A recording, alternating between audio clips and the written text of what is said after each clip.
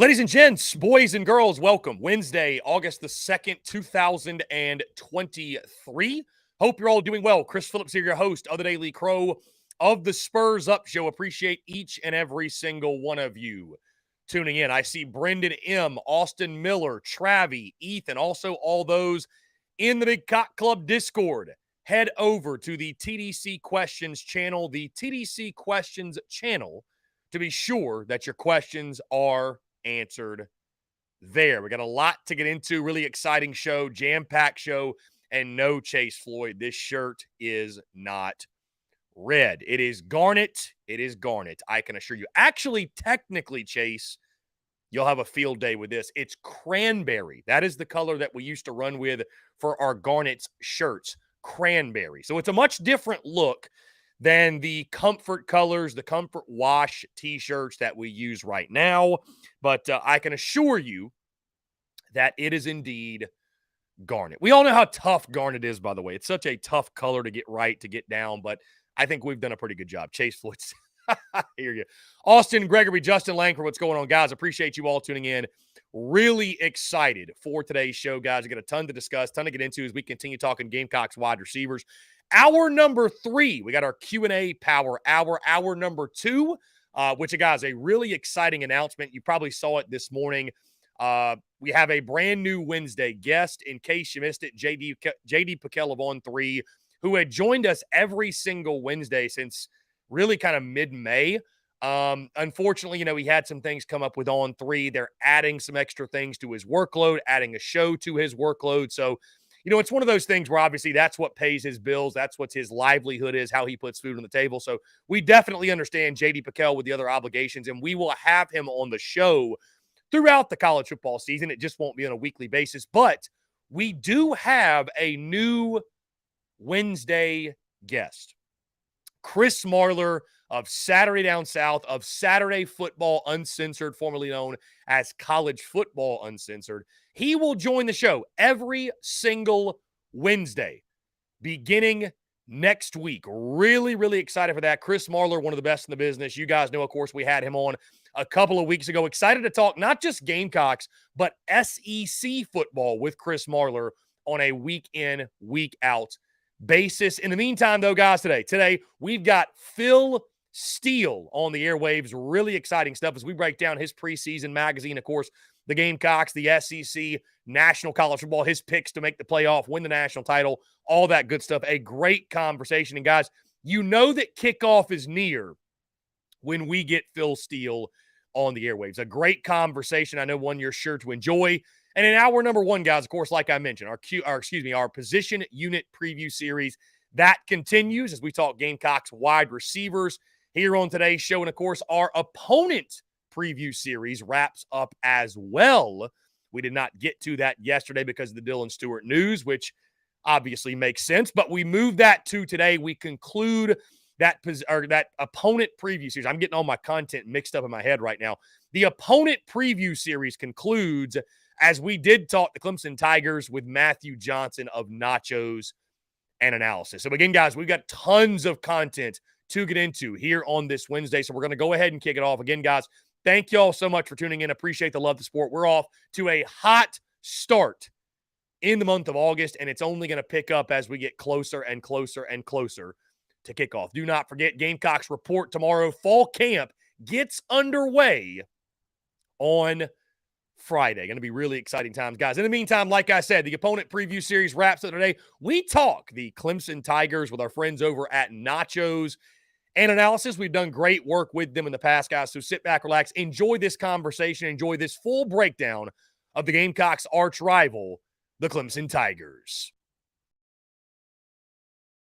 As our 2023 opponent preview series concludes, we head to the upstate and talk the arch rival, the Clemson Tigers, and Matthew Johnson of Nachos and Analyses. He joins the show to talk all things Clemson heading into the 2023 football season. Matthew, appreciate you taking the time, my friend. It is a pleasure to have you on.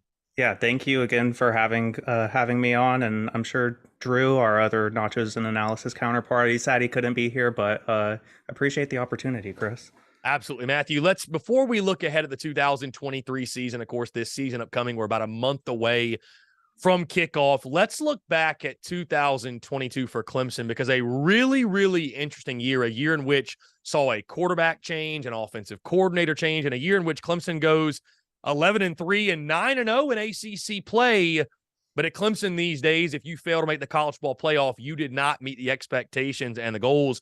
I mean, you look down the list, man, you're beating everybody left and right. That first loss, though, and really the first signs of trouble came in that game against Notre Dame, 35-14 on the road on November 5th. Then a couple of weeks later, of course, Clemson comes into that South Carolina game with just one loss, a team that was destined for the playoff. And in back-to-back weeks, of course, Matthew, recall the Gamecocks knocked off Tennessee and Clemson, knocked them both out of the playoff.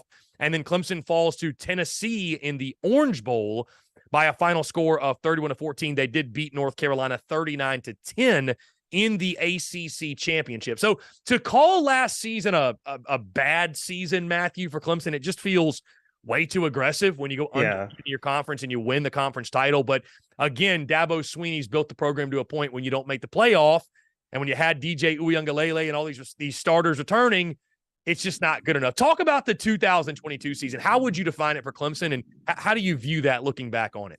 Yeah, I mean, I know like in the moment, it was very frustrating at times. I'm sure, just being a fan of a football team, everybody goes through that. But I mean, like at the end of the season, like you said, you can't be that upset when the outcome of a season is 11 wins and a conference championship. Obviously, it's not playoffs, and that's not the standard that some of the fans believe Clemson is at now. But I kind of feel like Clemson might be in the midst of a fall off from national dominance. I mean, it's kind of obvious. There's evidence there. So I was really surprised when Dabo showed that he will make a personal sacrifice this offseason to try to do what it takes to win. When he fired Streeter and hired on Garrett Riley. I was worried last year that he didn't have it in him. So that is something that's a silver lining going into this season that I'm looking forward to, because I kind of thought Dabo had lost the winning mentality a little bit. Now, Matthew, Dabo Swinney, speaking of Dabo, going into his 16th season as the head man in Clemson. It's wild. Time flies. Just talk about the overall mood and the vibe around Dabo. Obviously, he's a guy, he's polarizing. It's very well documented, his thoughts on NIL, the transfer portal. I've seen Clemson fans even be critical about it to Dabo Swinney, that he doesn't do enough in this area. But what's the overall vibe and the mood? Because Dabo Swinney, to me, Matthew, feels like one of those guys that's sort of untouchable in the spot that he's in. What do you sense from the Clemson fan base around the overall mood around Dabo going into his 16th season in Clemson? I mean, honestly, I still think people are wanting a statue built out front. But I'm kind of try to stay unbiased in all those kind of NIL stuff, and then obviously the stuff that happened around the George Floyd protest a few years ago. There were some controversies that came out with Dabo around that time that weren't something we want to talk about all the time. So yeah, I think he's still the big man on campus. I don't think anybody's really tired of him yet, even though the success has waned a little bit. It's still way better than the Tommy Bowden years that what came right before him. So I don't think Dabo's going anywhere anytime soon. Now, Matthew, looking at this year's team, this year's Tigers team, when they take the field, of course, we mentioned on the offensive side of the football, Garrett Riley, the big splash made there, added as the offensive coordinator. Cade Klubnik returns to take over as QB1 after closing out 2022. Again, DJ Uiagalelei gets benched in that North Carolina game, that ACC title game, and the rest is history. Will Shipley, Phil Maffa, they're the two-headed monster at running back, probably one of the best running back duos in all of college football. Bo Collins, Antonio Williams, they let him provide some answers at wide receiver. That was a problem area last year for Clemson. Yeah. I think it was the stat they threw up on the board in the South Carolina game. They had not had, I think they were one of 6 college football teams that did not have a 100-yard receiving game at that point, which is just crazy to think about when you think about all the great receivers that have come through Clemson. Also, you look at tight end, Jake Brenningstool provides a nice weapon there. And then up front, 4 of 5 starters return. Of course, the big one you got to replace, Jordan McFadden at the left tackle spot. So when you look at Clemson offensively, it feels like there are pieces there. What are you expecting from the Tigers offense out of year one OC, Garrett Riley? Well, first thing I want to look at is Cade developing physically. He has a good gunslinger. Sorry, I'm going to start that over. He has a good gunslinger mentality, but where he just lets it fly and kind of lets the ball go. But uh, that's just going to come with experience of making the right decisions in those time. But I think him putting on weight and getting more durable is going to be huge for our offense because we're going to try to run Cade a lot more than we ran DJ. He's a much more talented runner than DJ was, but DJ's body was just built better to take those hits from D1 linebackers and linemen. Cade isn't there yet, but I'm not sure if this was one of those. I'm not sure if you saw those memes on Twitter this year of people saying like, "Oh, this person in the NBA had a 7-inch growth spurt this offseason." I don't know if this is one of those memes, but Dabo has said that Cade put on 25 pounds this offseason, so that's something good. But we do need playmakers to step up, and especially at wide receiver. You mentioned Bo Collins, who has been consistent, but I don't think he's really reached his ceiling yet at Clemson. We also had Adam Randall, freshman last year, go down with injuries, but when he was on the field, he produced. And then we had actually the person who broke that record you just mentioned about not having a 100-yard receiver. It happened in the ACC championship game with Cole Turner, who was, I believe, maybe a former walk-on, but apparently he's been performing really well in practice. He has a good attitude of going up and getting the ball, and no matter who's against him. So those are the three that I'm really looking forward to step up at wide receiver. Like you said, the running back room should be fine with Moffa and Shipley. Brenningstool, I really think Garrett Riley's going to get our tight ends involved a lot more, which is something our offense has missed a lot. And then our offensive line is always a concern, even though we are pretty old. I don't know if that's the right word, experienced. Even though we're like pretty experienced, I don't have any trust in our offensive line development really. So, but I am looking forward to seeing how Riley like schemes for our talent. So that's pretty much how I'm looking forward to the offense. Now you look at the defensive side, Matthew, this side of the football, Tyler Davis and Rook Orioho. I'm probably mispronouncing that. I do apologize. But they, man, how do you say it? You want to take a Yeah, but I believe it's Aurora Row. Aurora Row. Okay. Tyler Yeah. Davis and Rook Aurora Row, man, the interior. And I should learn to say his name because he's one of the best defensive linemen in all of college football. Justin Maskell, Xavier Thomas return off the edge as well. Jeremiah Trotter, Barrett Carter, arguably the best linebacker duo in all of college football. And your entire secondary is back as well, led by Sheridan Jones, Nate Wiggins, Andrew Makuba, and Jalen Phillips. But it's a secondary that finished 76th in pass defense a season ago, so they'll look to shore that up. And I feel like, Matthew, correct me if I'm wrong, it was a defense sort of looking for its identity after the departure of Brent Venables. Not really sure which way it wanted to go. Just talk about what you're expecting. Again, and this is a defense that returns 8 starters from a season ago. You would expect it to be a strength for Clemson. What are you expecting for the Tigers when they take the field this fall?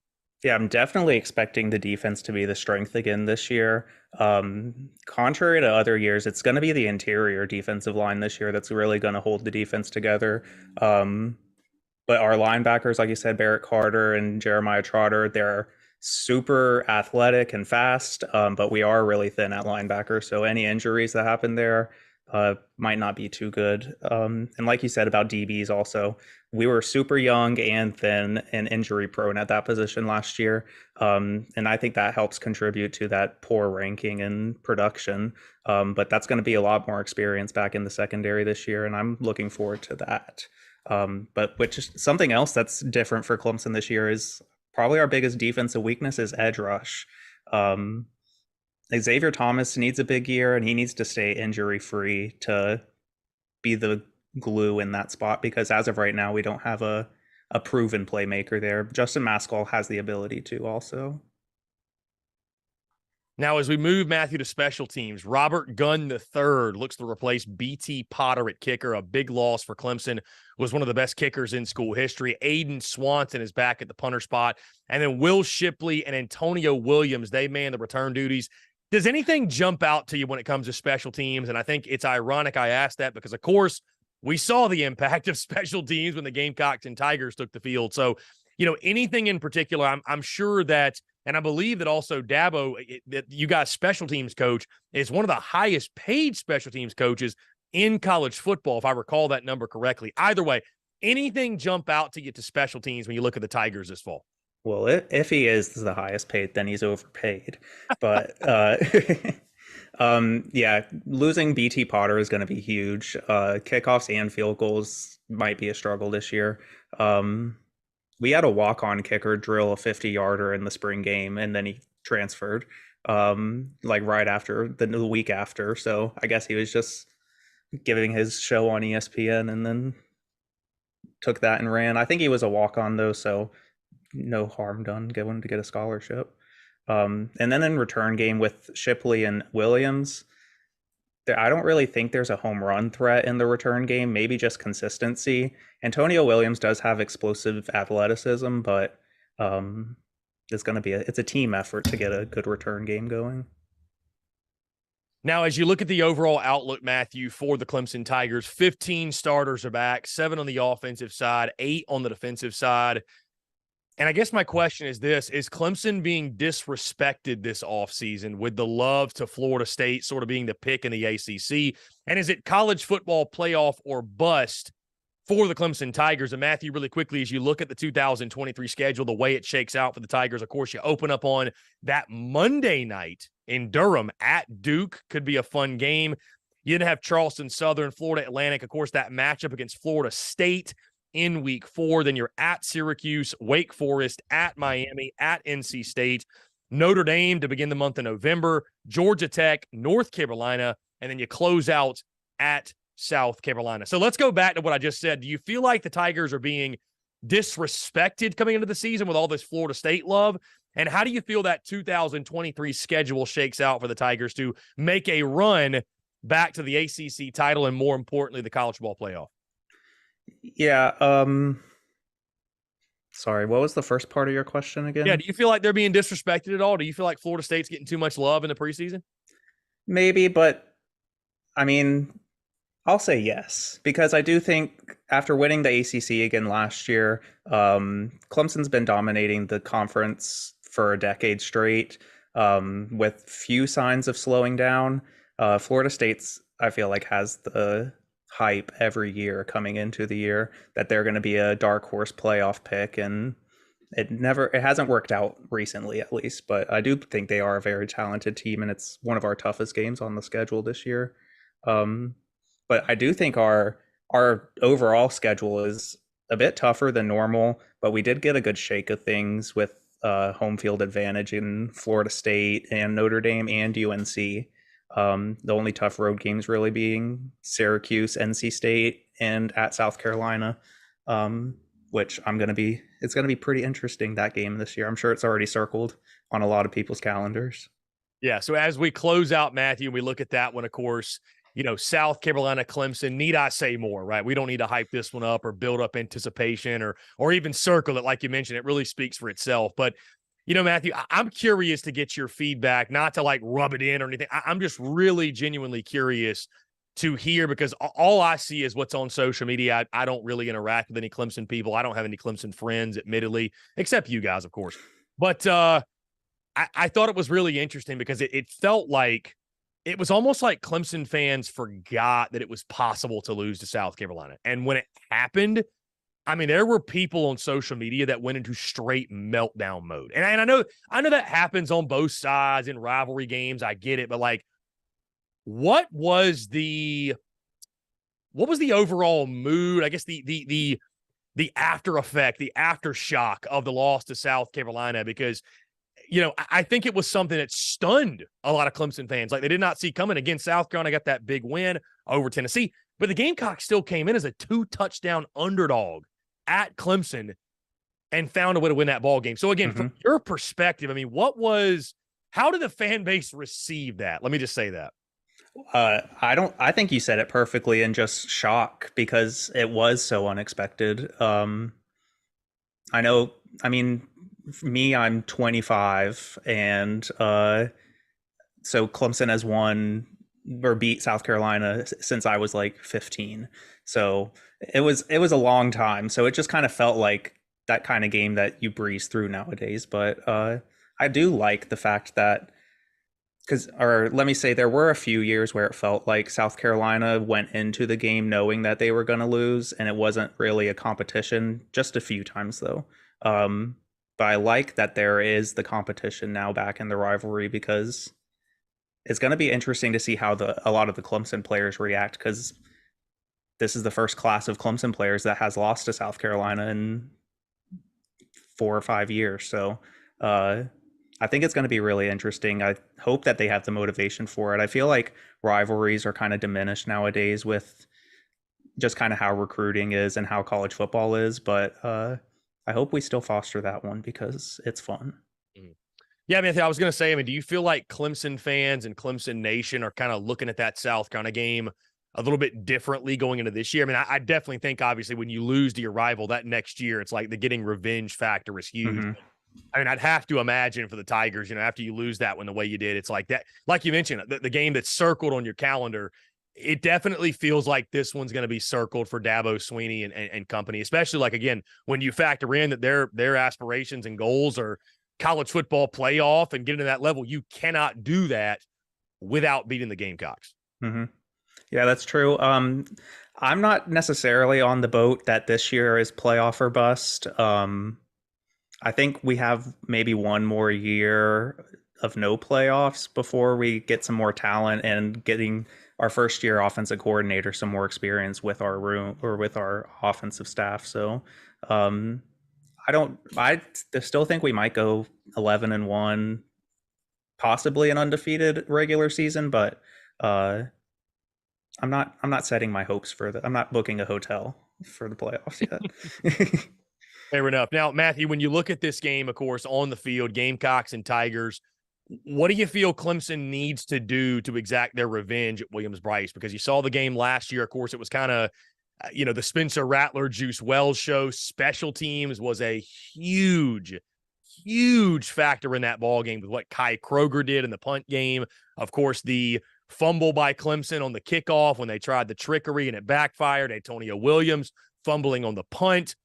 When you look at that game, again, 30,000-foot view, these teams can change drastically by the time they play. But as of today, when you look at that, what do you feel like Clemson needs to do? What are kind of the keys to victory for them? What they need to do to snap that and get that rivalry back in their favor?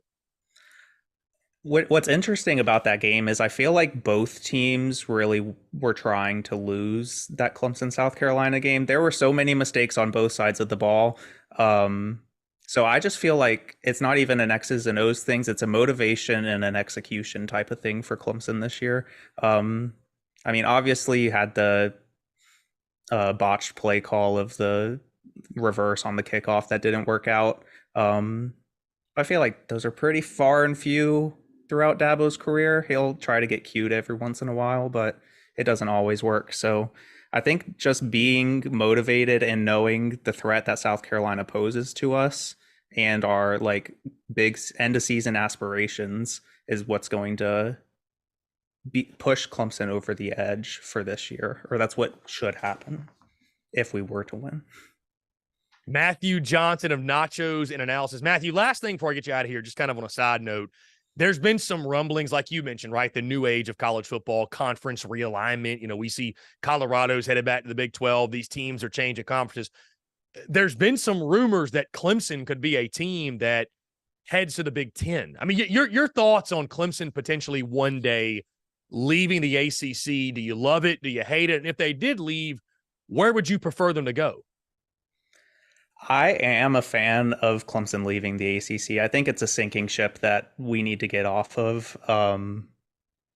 I think the Big Ten aligns more with the ACC in their basketball focus and academics. So I feel like that's a pretty easy move for Clemson to make as far as those things go. Personally, I mean, I grew up in Georgia, so I would want Clemson to be in the SEC, just so we can play all the teams, all the local teams. But either one, I don't expect Clemson to be in the ACC next year, which is unfortunate because neither me or Drew got to go to ACC Media Day this year. So it might have been our last opportunity to go. So Matthew. I'll Yeah, call it for the Big Ten. That'll be my pick on your that would show. be interesting. That would be very. Who doesn't want to watch Clemson Rutgers on a Saturday afternoon? Me. I was thinking more Penn State and Ohio Yeah, yeah, fair enough. State. Fair enough. Well, you got to play them all, but no, that'd be very interesting. And hey, Southern Cal moving over there as well. So some very, very good football in that conference going to be played. Matthew Johnson of Nachos and Analysis. Matthew, appreciate you taking the time, man. I know we've done work before, so y'all keep up the great work, but let folks know who may not be familiar. Let them know where they can find you guys' work. Yeah, look at us on Twitter/X at nachos_analysis, Instagram on nachos and analysis, and Threads nachos and analysis, all spelled out. Yeah, we have big things coming for this football season. So, Matthew, appreciate you taking the time, my friend. Let's definitely do it again soon. yes, sir. Thank you so much.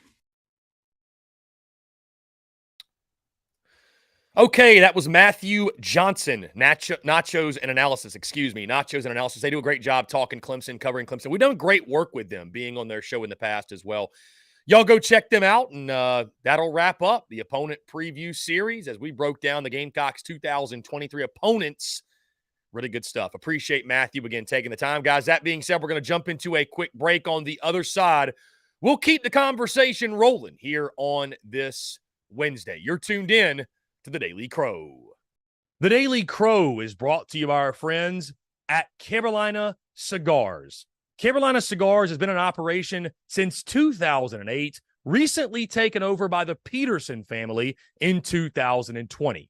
Whether you're new to the cigar scene or whether you've been enjoying cigars your entire life, Carolina Cigars has the expertise and knowledge to make your visit to their shop enjoyable. Stop by for a fine cigar and experience their classic cigar lounge where people come together, share conversations, and become friends. So if you're into cigars and you're on Hilton Head Island, you really do need to go by and see them. They offer same-day shipping nationwide, free delivery island-wide for weddings and all special occasions. They're also proud to offer premium cigars at 9 outside humidor locations around Hilton Head Island, and they have special events throughout the year as well. They want to talk to you. They want to engage. They want to share with you their cigar selection they're very proud of and their beautiful cigar lounge. When you're in the Low Country, there's only one place for cigars. That's Carolina Cigars, and there's only one place I get my cigars. That's Carolina Cigars, Hilton Head Island's premier cigar merchant. Come and share your passion. It's all here at Carolina Cigars. Give them a follow on Instagram at Carolina_cigars, or give them a call today at 843-681-8600. That's 843-681-8600. Smoke them if you got them, and tell them that Chris from the Spurs Up Show sent you.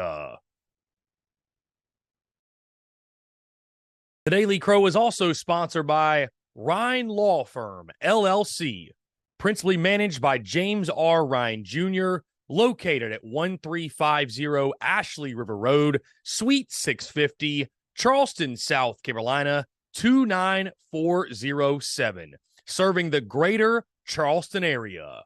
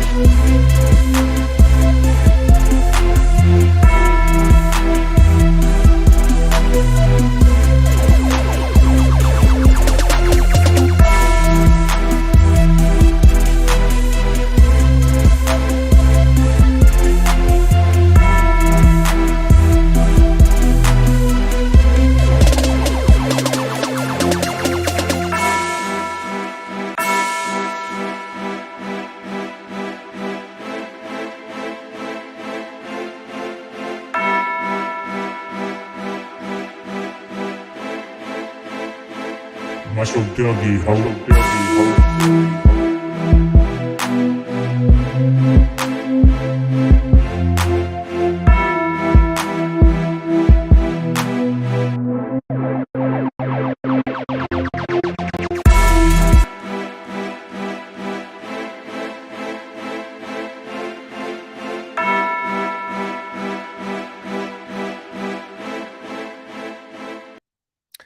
All right, guys, we're back here on this Wednesday, August the 2nd, 2023. Appreciate each and every single one of you tuning in. Again, I want to say thank you to Matthew Johnson of Nachos and Analysis for taking the time to chat, talk all things Clemson football.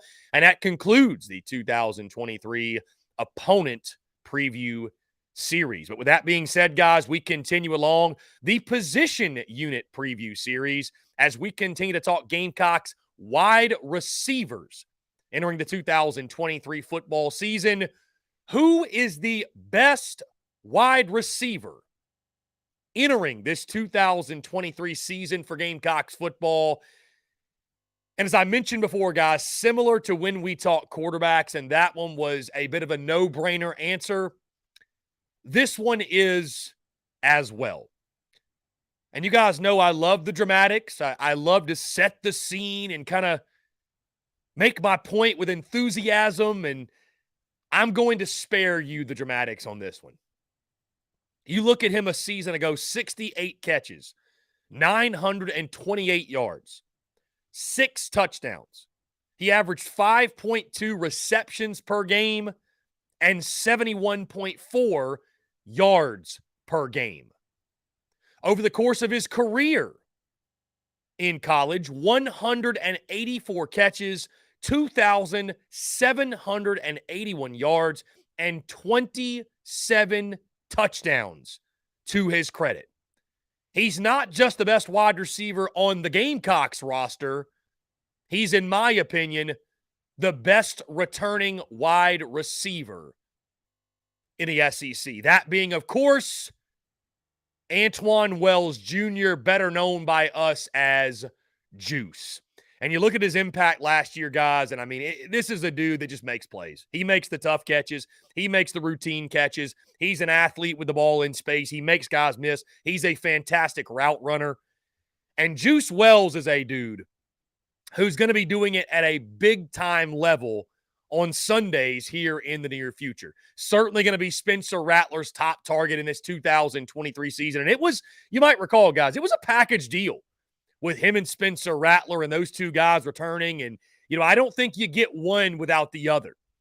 So it was a huge boost when number 3 announced that he would return for what we feel, he has another year of college experience or college eligibility, I should say, technically.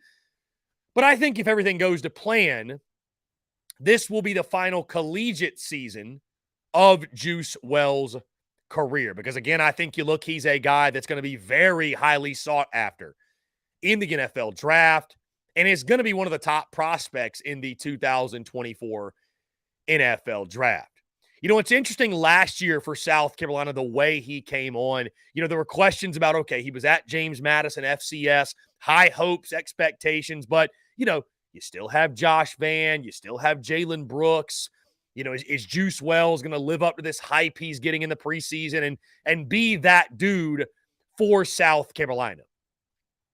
And looking back last year, guys, we saw him targeted in 2022 in the spring game a great deal. So you knew at that point that Shane Beamer and company wanted to get the football in his hands. It was evident from that point. You then go to the start of last year, the Georgia State game. I mean, right from the jump, Arkansas in week 2, he has that long touchdown catch, makes some plays for you in that one.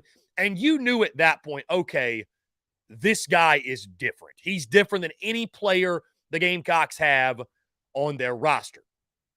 And while it was sort of an up and down season for him, and not really his fault at all, obviously, the Marcus Satterfield experience, the up and down play of a Spencer Rattler at the quarterback position.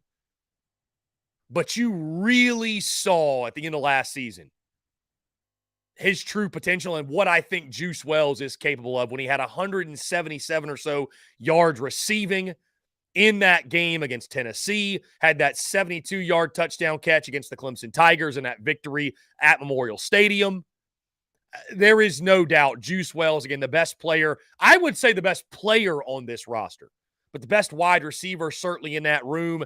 And I think you could argue the best wide receiver returning in the SEC as well. And I think it's only up from here for Juice Wells. I mean, when you factor in Dowell Loggins and a simplified offensive attack and, getting the football in the hands of your playmakers. At times last year, it felt like Juice Wells somewhat disappeared, right? They didn't target him. They didn't get the football to him. Again, that was the Marcus Satterfield effect.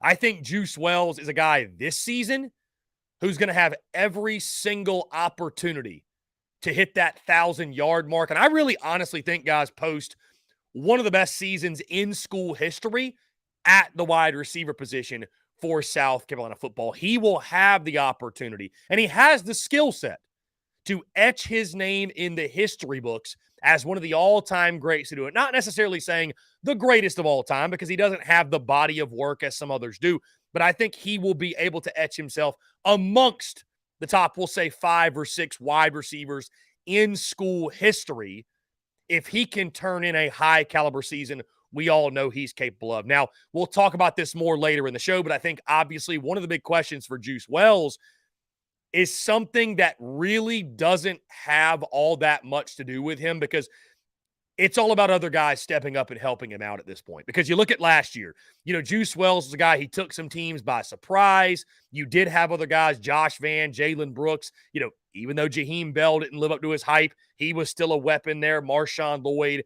And so it wasn't kind of all centered on stopping Juice Wells. Well, now he has that hype. Now he has those expectations. And you can guarantee every single defensive coordinator in the SEC and all throughout this season is going to be saying, hey, we got to stop number 3. We got to take 3 away, make Spencer Rattler go to someone else. If some of these supporting cast pieces, I expect Juice Wells, no matter what, he's going to get his. I mean, he's that good of a football player. He's that good of a wide receiver.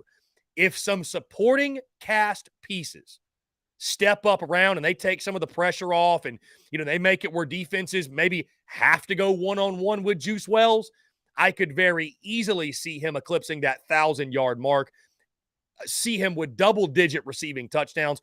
I think Juice Wells this season, not only the best wide receiver on this roster, not only I think the best wide receiver in the SEC. I think Juice Wells this season has the potential to, again, etch his name amongst the greatest pass catchers in South Carolina football history. Guys, let's keep the conversation going. Normally we jump into a break, but that was a shorter segment. Obviously, when you don't have quite as much with the dramatics, when you talk best overall, it's very simple, right? I mean, Juice Wells, he is that dude. He is Spencer Rattler's primary target. And you look at this South Carolina receiver room, and I sort of just teased it, right? Because we're talking what will define success for the Gamecocks pass catchers this upcoming season. You start with a guy in Juice Wells. And again, I think it's important for every single player and every single position group to set fair and realistic expectations. So when you hear me throw out these numbers or throw out expectations, you know that they are fair, that they are doable. When I start with Juice Wells, I think a successful season for him, guys, after having just under 1,000 yards receiving and 6 or 7 touchdowns last year, 6 touchdowns to be exact. I think 1,000 yards receiving and 10 plus touchdowns for Juice Wells. Not only is it doable, but I think it should be the expectation for the Gamecocks' number 1 option on the outside. I mean, you think about it, guys. This is a dude who was able to accumulate 928 yards and 6 touchdowns in that offense a season ago. As porous as that offense was, Juice Wells was still able to put up those numbers. And when you factor in the fact that South Carolina is going to be looking for answers in the running game, I don't think it's a bold take to say that they're going to be a pass-happy football team. at minimum, I think 60-40 pass to run. They're going to be throwing the football downfield, letting Spencer Rattler do his thing. I mean, I think for South Carolina to have the kind of season that we all want, for them to at least get back and match last year's win total, I think Juice Wells has to be a guy that hits 1,000 yards. I think that should be the expectation, and I think that would be a successful campaign for Juice if, again, he can eclipse that 1,000-yard number when it comes to receiving yards and double-digit touchdowns. Only 5 Gamecocks in school history have accumulated 1,000 or more receiving yards in a season, and only 6 Gamecocks in school history have had double-digit receiving touchdowns in a season. So it's an accomplishment, but I think Juice Wells is more than capable, especially when you factor in the type of offense we expect South Carolina to be running this season. We talked a lot about Xavier Legette yesterday as being the most approved wide receiver in this room, and I stand by that, of course, today. I think it's a no-brainer when you look at the hype, the potential, the hoopla, what have you, that Xavier Legette needs to, this is do or die this season. It's now or never for Xavier Legette to finally fulfill that potential and meet the expectations set upon him.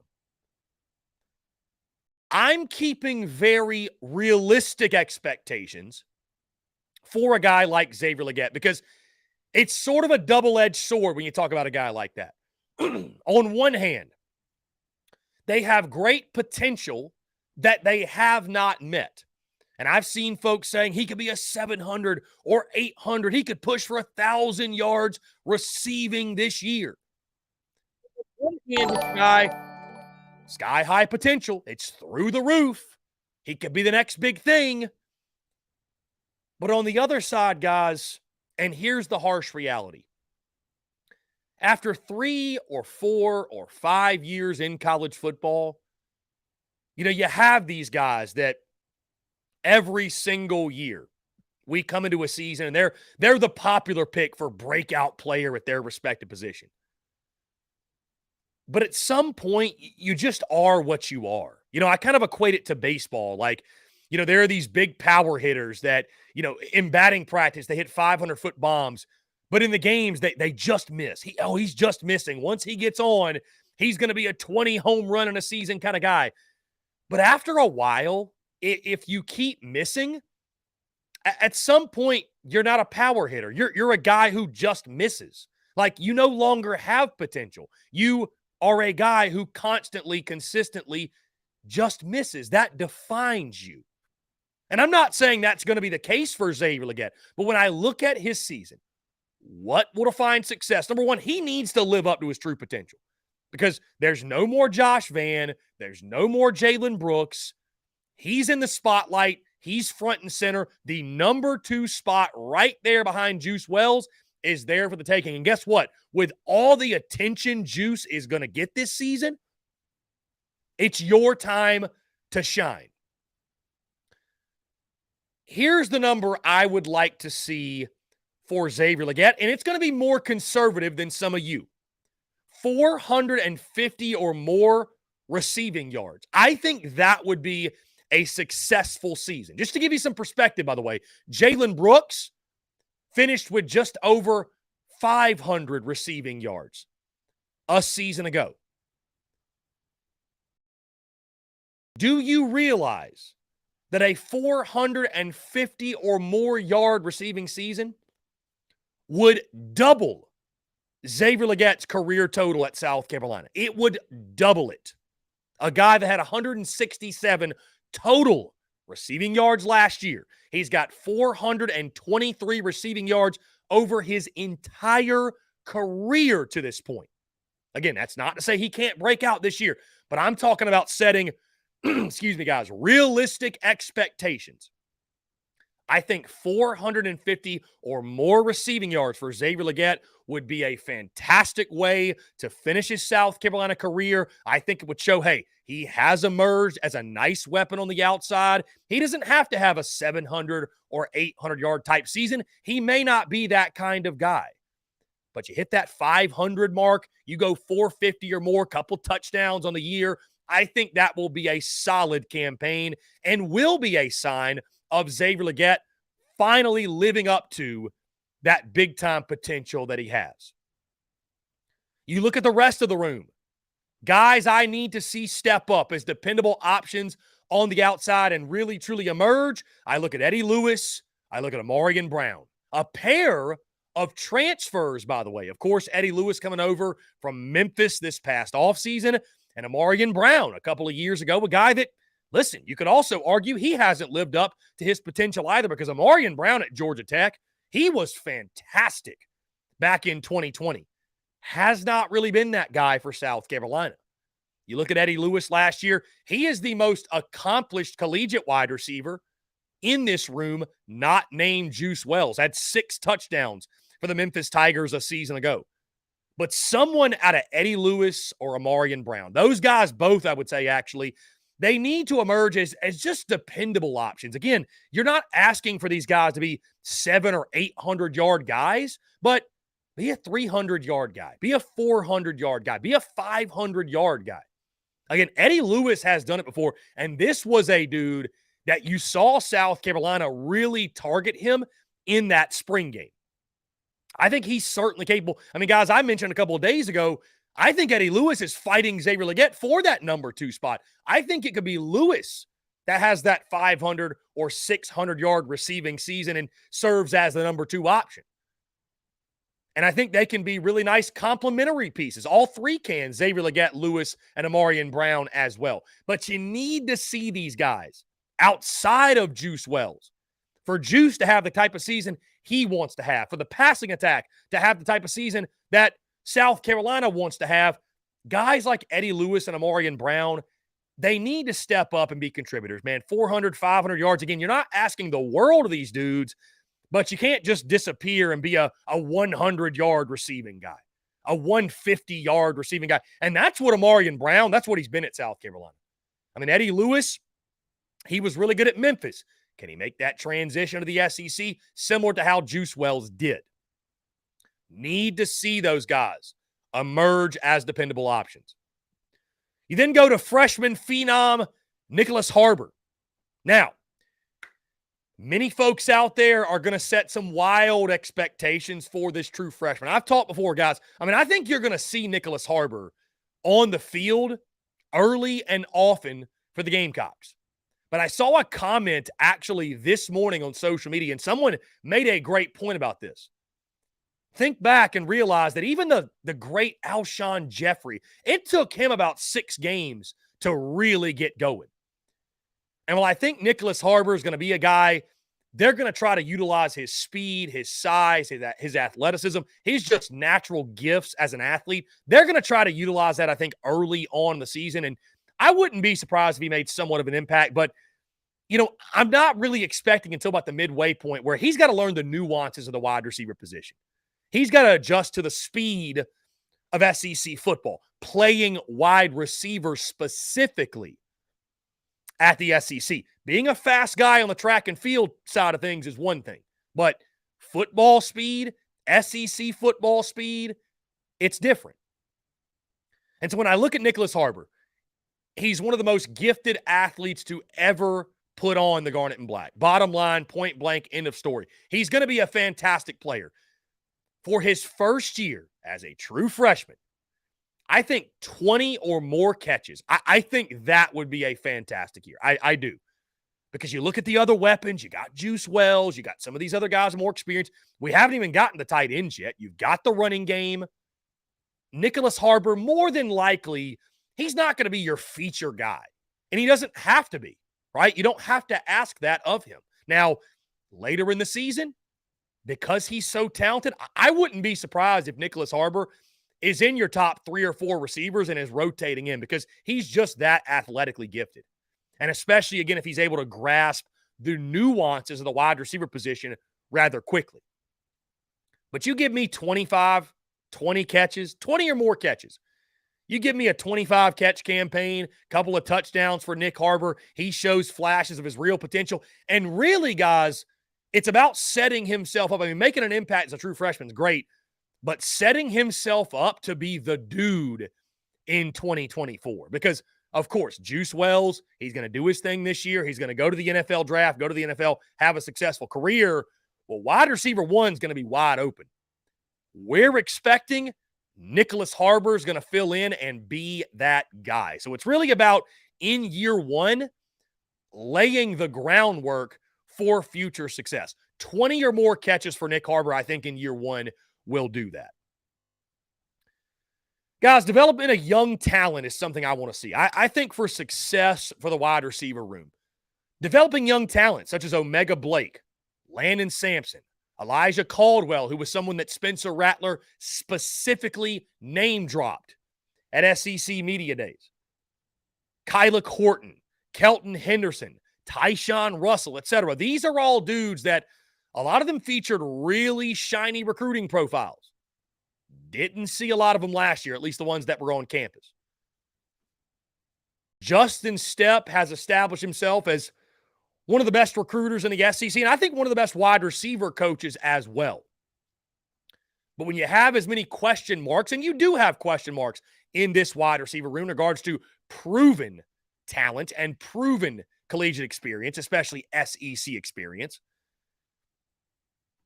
you need some young guys to emerge and to step up.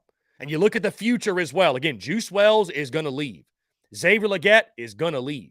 Eddie Lewis, I believe, only has 1 year. Amarian Brown, done after this year. You're going to be losing a lot of that wide receiver room going into 2024 and beyond. You've done pretty well, I would say, on the recruiting trail. Again, a lot of the guys I just mentioned, they had really, really shiny recruiting profiles. It's time for a couple of those guys to step up. We need to see the development of some of those young guys and see some of them start to get more involved. Get into the action, if you will.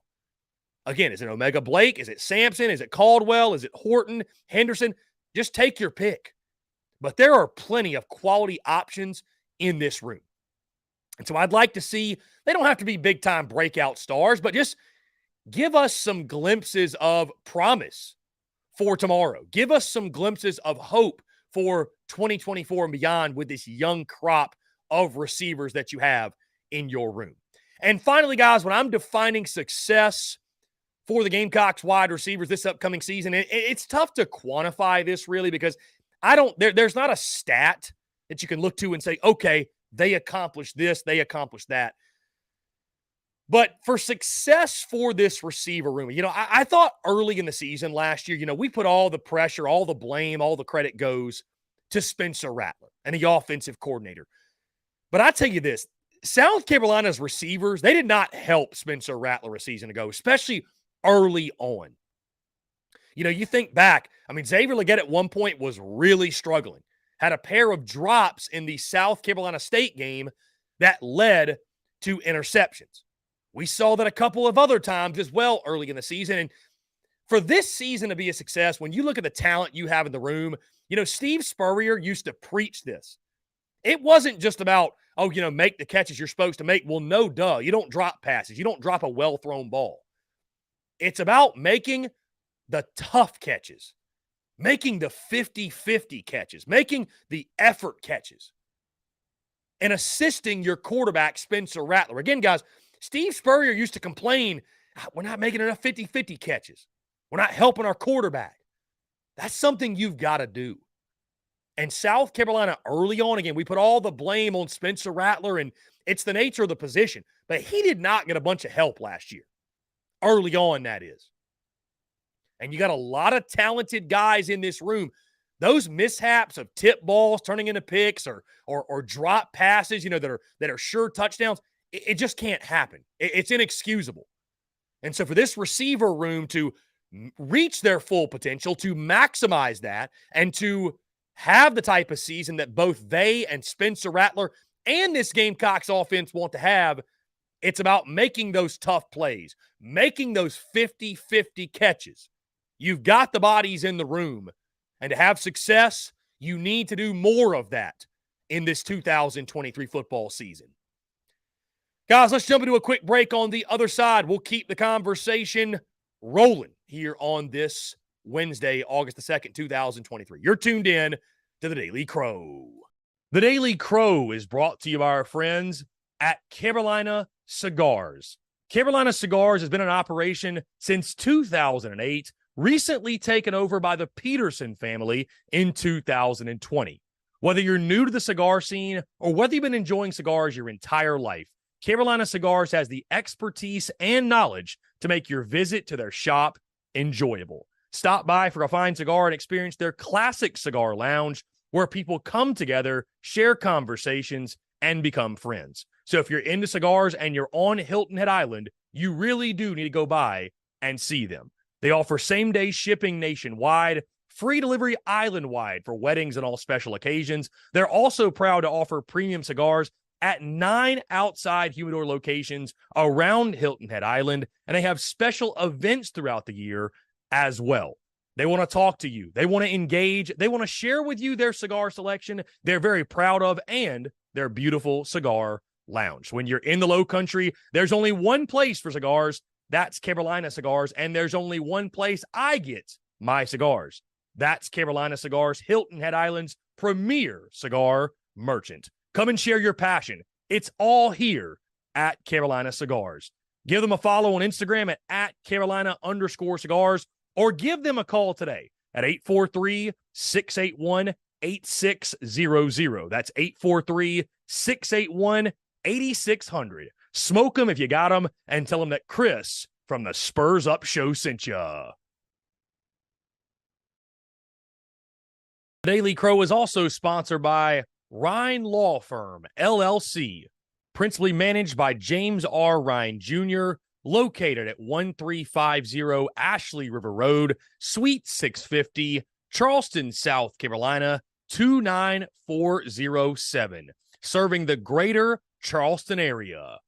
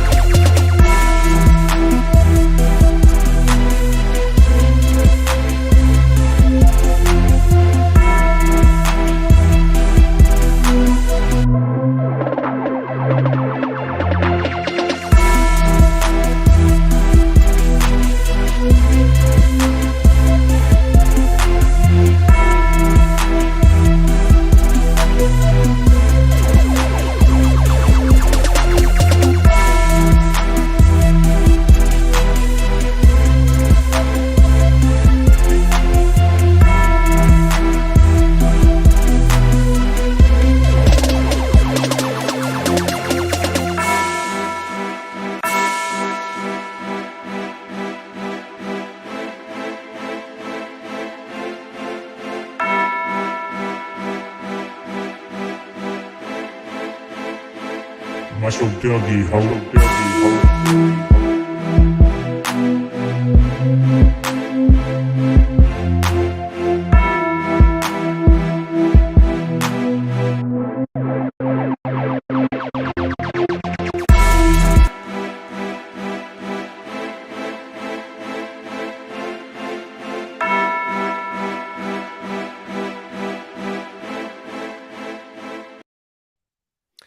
All All right, guys, we're back here on this Wednesday, August the 2nd, 2023. Again, appreciate each and every single one of you tuning in. Really exciting stuff here on this hump day, guys. Packed show. I see the chat going crazy. Make sure you continue to leave your questions, your comments. You can call in as well and leave a voicemail if you can't call in the third hour, because I do want to hear from you. I see you guys going back and forth and everything. Lady Bree also in the chat. Now, you know what? I'll tell you this, because I know Lady Bree stopped tuning in once football concluded, which is totally fine. I have no issue with that. Glad to see you back. Love talking football, love talking ball. I know Lady Bree's really passionate about it, as am I. So, going to be a fun 2023 football season. That is for sure. Guys, we got Phil Steele upcoming at 1:15. Really good stuff. Really excited for that. In the meantime, let's keep the conversation rolling, and let's conclude our conversation about the Gamecocks wide receivers position unit as we hand out our grade for South Carolina's pass catchers entering the 2023 football season. There may not be a position group on this football team with more upside and with more high-end potential than the wide receivers. And a guy like Juice Wells, of course, when you look at the unit, I mean, that's a great place to start, guys. We already talked about Juice, 928 yards a season ago, 6 touchdowns. Big play guy, averaged 13.6 yards per reception. And I think those numbers came while he was being underutilized. But a dude that returns is, I would say, again, the best wide receiver in the SEC. Maybe you could argue LSU's Malik Neighbors, but for what it's worth, I think Juice Wells is the best pass catcher in this conference. A preseason All-American caliber kind of guy. You then look at the rest of the room, and here is the productivity that you lose from a season ago. Jalen Brooks, who had 33 catches for 504 yards and a touchdown. Josh Vann, who had 18 catches for 296 yards and 3 touchdowns. Jaheim Bell, who I know was a tight end, was a pass catcher, played some receiver, whatever, 25 catches for 231 yards and 2 touchdowns.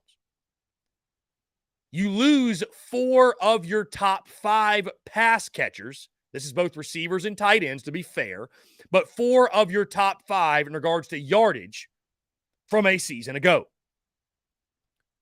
As I mentioned, Juice Wells had 928 yards receiving and 6 touchdowns last year. The second highest total for South Carolina that returns in 2023. Juju McDowell, who is a running back, who had 194 yards receiving and 1 touchdown. The second highest wide receiver total, Amarian Brown, who had 23 catches for 188 yards and no touchdowns. Then there's Xavier Legette with 18 catches, 167 yards, and 3 touchdowns. Then there's the Kerryon Joyner, who's no longer a wide receiver, but just for fun, 8 catches, 120 yards, and 1 touchdown. Beyond that, nobody. Corey Rucker, 1 catch, 52 yards. He's not even on the roster anymore. I say all that to say this, because you guys have probably at this point seen, but I'm grading the Gamecocks wide receivers at a B. And I know for many of you that feels low. But you have to factor in that outside of Juice Wells, there isn't a player in this room that's proven at the SEC level. Yes, there is a lot of potential and upside with a guy like Xavier Legette, the way he finished 2022. There is a lot of potential and upside with a guy like Eddie Lewis, who, as I mentioned previously, is the most accomplished wide receiver at the collegiate level, not named Juice Wells. There is a lot of upside and potential with a guy like Amarian Brown, who did have a very successful season at Georgia Tech back in 2020 and has the speed to burn any defense. There is a ton of upside and potential with a guy like Nicholas Harbor, who we all know to be a freakish type of athlete. He's bigger right now, guys, at I think 6'5", 247, I think is the measure. He's bigger than Megatron was. Calvin Johnson playing the wide receiver position as a true freshman in college. There's a lot of reason for upside and potential for a lot of these youngsters you have in the room. But until it's proven on the field, until some of these guys pan out and they live up to these expectations, they live up to the hype, B is the fair grade for this unit. And a lot of that is because Juice Wells, he lifts this group up. As the best wide receiver in the SEC, he's an A++. But there are questions all over the room beyond him. Will Xavier Legret be the breakout player? Does Eddie Lewis fight for and claim wide receiver 2? Can Amarian Brown finally be productive for South Carolina on the outside? Does Nicholas Harbor emerge as a true freshman? I mean, if you really stop, guys, and you look at the numbers, because, I saw lots of folks saying, this room's an A, no doubt it's an A+. Based off of what? Based off of what? Hope? Hype? Potential? Guys, potential's a scary word, man. Potential's a scary word. We've seen it before with guys at South Carolina. I'm not going to name any names, but there are these certain guys you come into year after year that they've got potential, they've got hype. They never live up to it because that's not really who they are. There are certain players, and I'm not pointing out, by the way, any specific Gamecock. But I'm just simply making the point that this is not just a Gamecock thing. That like fans love to build dudes up in their own mind as like they see a guy make one catch or one big play, or it's like he's the next big thing. And it's like not everybody is that guy. There are a lot of pieces in this room that could take the next step. And if there's one position unit that we've talked about thus far, and I think we'll talk about, that could finish above their preseason grade, and we look back and we do postseason grades, I think the Gamecocks wide receiver unit could finish with an A or A+ grade, truly. And I even think it's still, when you look at the ratings in these preseason magazines and position unit rankings in the SEC, I think it's one of the more underrated units. A lot of folks have them down at 7th best or 8th best or 9th best. And, you look at the talent in the room, I'm not sure. I think South Carolina will exceed that. But when you just look at statistically what they have returning, again, guys, it's the best wide receiver in the SEC, and then who knows what you're getting. Who knows? You're banking on a guy to break out that has 423 career receiving yards in 4 years of college football, with 167 yards in a season being his best season. Guy in Eddie Lewis from Memphis that did it at Memphis. Can he do it at this level? You're banking on a guy, Amarian Brown, that has been basically a non-factor the last 3 years. Call it for what it is. 2 years, I should say. That's how long he's been on the roster. But been a non-factor since he's been at Carolina. You're banking on a true freshman that's just never taken a snap at the collegiate level. And then you have a bunch of guys who have never really even played. That being said, there's as much upside and potential in this room as any room, not just on South Carolina's roster, guys, dare I say in the SEC. The potential of this group is through the roof. Juice Wells is a great place to start. But this room, at the end of the day, it will not be defined off of what Juice Wells does. We know what Juice Wells is going to do. It's not going to be defined off of him. It's what do the rest of the cast of characters have in store? Do you see a couple of guys pop and have their best seasons in their collegiate careers? If you do, this room could be one of the biggest surprises in the SEC. But if it's more of the same and potential continues to be the word and that's all it is and it doesn't translate into productivity,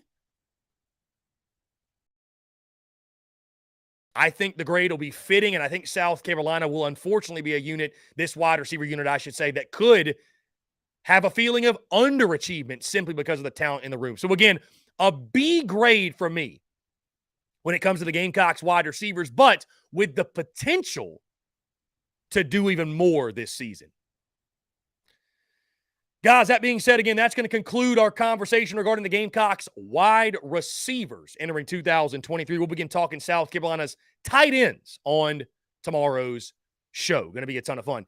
Guys, that being said, we're not even going to jump into a break here because we got a long, thorough conversation upcoming with Phil Steele.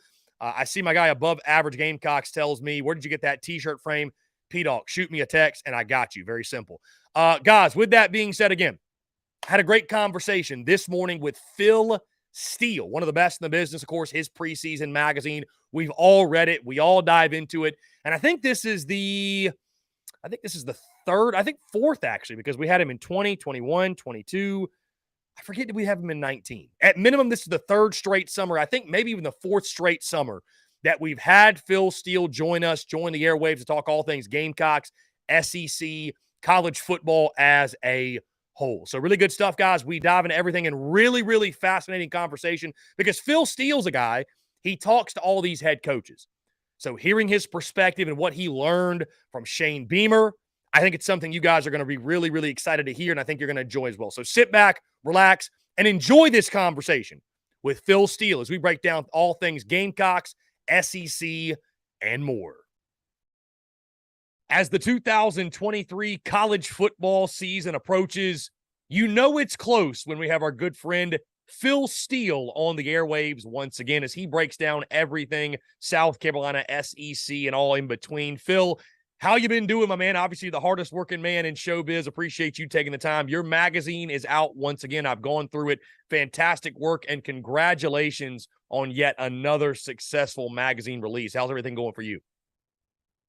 Oh, everything's going great, Chris. It's summertime, so I don't have those long deadlines of the magazine, which is a 7-month process. Don't have the 100-hour work weeks of the football season where I'm watching 12 games every Saturday and then watching tape games and trying to keep up with all 133 teams during the season. Right now, I'm just kicking back, relaxing, maybe working 50 hours a week, doing a bunch of radio shows. So having fun in the summertime. Now, Phil, I got my magazine over at philsteele.com, the digital version. I know the magazines are on newsstands. Let everybody know. Let's start there. Let folks know where they can find your publication. I appreciate that. And, this year it's a little different. Normally we're out everywhere, Walmart's, grocery stores, Kroger's, places like that. But this year we're exclusively at Barnes & Noble and Books A Million. So if you're out and about looking, save your gas money, only go to Barnes & Noble and Books A Million. Those are your brick and mortar stores. Or as Chris did, you can go to philsteele.com and get the magazine. And the good thing, when you order the hard copy online at philsteele.com, I'm going to charge you a shipping charge. Naturally, it costs to ship things, but we give you the digital magazine absolutely free. And that's updated all the way through September. As an example, you go to the Northwestern team page and look at the head coach. It's David Braun, not Pat Fitzgerald. So we'll circle players as they're out for the year, things like that on the digital magazine. And then new this year, I've done a FCS magazine before. It's been about 4 or 5 years since we've done one. But this year we've got the digital FCS magazine, 2 full pages on every FCS team. Nobody has this type of coverage. Same type of coverage you get on the FBS for the FCS this year. And that's available right now at philsteele.com. And Phil, let's get into it. Let's start talking South Carolina. I think what's really unique and interesting, and one of the many things that separates your publication, Phil, apart from others, is that, you sit down and you talk with these coaches. You have thorough discussion with them about their football teams. You're able to really get a gauge on how they're feeling, learn about their groups. What did you learn overall from Shane Beamer when you discussed with him? Because I think what's unique, Phil, about this season is that, South Carolina comes in with real expectations, right? I think even last year, the Gamecocks were picked as kind of a 6-6, 7-5. Hey, it was a nice story in year one. Let's see if they can, follow up on that. But when you close this season out the way they did, beating Tennessee and Clemson, back-to-back wins over top 10 teams, I think folks are looking at the Gamecocks now, Phil, in year 3 are saying, okay, are they legit? Are they for real? What did you sense from Shane Beamer in the way that they're embracing those expectations and just your overall takeaways from your conversations with him? Well, I always enjoy talking to Coach Beamer. And this year, Chris, I talked to 123 of the 133 head coaches. And the conversations are a little different. The fact that I send them over my team pages, which have every player listed on the team, all their stats, all my notes on every player. And then we go through every player on the team and I get a position wrap up. And to be honest with you, I write the magazine in a 3 write-through process. The first write-through is a postseason write-through where I read everything, every story that was written about the team from the past year. So I've watched every game. I've lived through the season. Then I re-update just that team for the next 5-6 hours, go through every single article written, go all the ebbs and flows, and do the first write-through on each position, which is recapping what kind of shape were they heading into last year, what happened last year, what kind of shape are they heading into this year. And after the first write-through, South Carolina lost a lot. They only have 10 starters back this year. They dropped to number 82 on my experience chart. So I had some concerns with the team.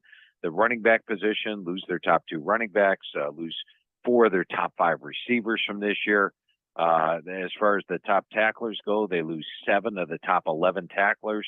So there was definitely some question marks. The second write-through is pre-spring, where we get the rosters and some transfer portals. And then the third is after talking to the head coach. And after talking to Coach Beamer, I did feel better about the team. Defensive line, for example. Last year, the rush defense was bad. They gave up 4.9 yards per carry, almost 200 yards per game. But he feels really good about the defensive line this year. They lost 2 good players. I mean, Zach Pickens was the number 3 draft pick. Burst, of course, was transferred out to Oregon. But he feels they're better depth-wise, and they're actually going to be having an improved rush defense this year.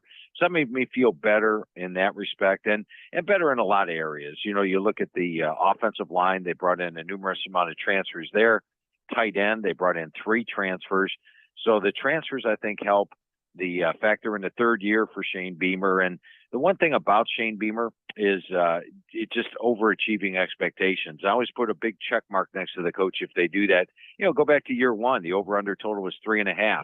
And what do? They get to 7. And then last year, the over-under total was 5.5. And while they bagged that prior to the final 2 games, Chris, I had a feel going into those last 2 games. I mean, they're playing number 5 Tennessee and number 7 Clemson. Okay, South Carolina's going to finish 6-6 this year, and then they knock Tennessee out of the playoff and knock Clemson out of the playoff. Just a remarkable finish to the season to get to 8-5. So I got to feel he'll overachieve. And like I said, talking to Coach Beamer this year, I felt better about the team after talking to Coach Beamer than I did in my first write-through. Now, Phil, one of the things that stood out from our conversation a year ago this time is when you told me that Coach Beamer mentioned to you, because, of course, you bring up the defensive line. Coach Beamer mentioned last year that defensive tackles he felt and told you specifically were the strength of the football team. Was there a position unit that Coach Beamer mentioned to you maybe in your conversations that he talked about in a similar light to how he discussed those defensive tackles a season ago? Was there a strength he pointed to in regards to a position group specifically on this football team that he really likes? I would have to say that probably the biggest strength of the team would be the quarterbacks this year. You know, not only did Spencer Rattler really come on the final 3 weeks of the season, but look at the depth they have at quarterback. I mean, if something was to happen to Spencer Rattler, they've got one of the best backup quarterbacks in the game in Luke Doty. And then, of course, Lenora Sellers coming in as a true frosh, a big kid that can run. I think that's a really deep quarterback room, and it probably does look like the strength of the team this year. Now, you mentioned the quarterbacks, Phil. Let's go there. Spencer Rattler was a very interesting case last year when you look at his season. First 10 games, struggled mightily. Last 3 was one of the hottest quarterbacks in college football.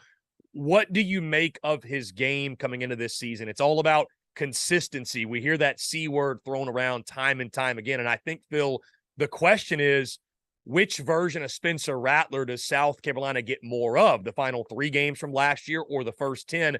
Your just overall thoughts and expectations. I mean, again, there were mixed reviews last summer, and it feels like there's more of the same just because of some of the inconsistencies, problems with turnovers. What do you make of his game going into this season?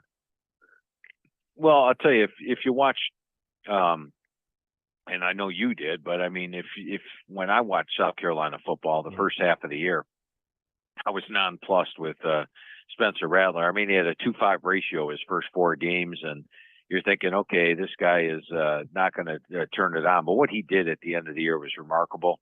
And then I like how he's followed it up. He won the most outstanding spring award this spring. He's a 2-time captain. He's a guy that's really good outside the pocket. He throws well on the move. He's probably a better athlete than you give him credit for. and he's dealt with a lot of adversity and overcome it. And, this is the same Spencer Rattler that was a Heisman favorite heading into that one season at Oklahoma, where it was disappointing. So I'm not expecting Spencer Rattler to look like he did against Tennessee and Clemson in every single game. But I also don't expect to see the start of the season from last year. I think he's going to be closer to what he did at the end of the year last year than it was at the beginning.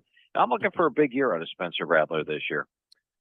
Now, moving to, again, anytime there's a new OC on campus, Phil, that's a big talking point. Of course, Dowell Loggins made a splash when he was hired amongst Gamecock Nation, and that's one of the big storylines going into the season. How did Shane Beamer speak on his offensive coordinator? Again, this is one never called a play at the collegiate level, spent some time in the NFL. He was at Arkansas the last 2 years under Kendall Briles and Sam Pittman. What did Shane Beamer have to say about his new offensive coordinator? He definitely likes OC Loggins, the guy coming in. The team adapted well to him in the spring, which is always a big thing. And the switch and the implementation of the system was seamless. So I think it's going to work out really well. Now, Juice Wells, the guy, Phil, I know you really like, had him on your preseason All-SEC team, preseason All-American, I believe, as well. What do you like about his game, and where would you rank him amongst the best receivers in the SEC? I'd have to put him right towards the top. There's no doubt about it. And you look at last year, and, here's something interesting, Chris, that I learned this year going through the roster. I mean, we go through every player on the team with every coach. And after about 10 teams this year, I started to notice that these FCS transfers coming up, we're all making impacts their first year. And, you didn't really expect that. JUCOs, generally, when they come in, they hit their stride at the end of the first year. And then the second year, you get the guy that you recruited. So I started asking the coaches each time we'd come across an FCS player, and I'd say, what's going on here? And then by the end of the conversation, I was fully, aware of exactly what goes on. These FCS players, as long as they're productive and they transfer, they come in with a chip on their shoulder. They're grateful for being there.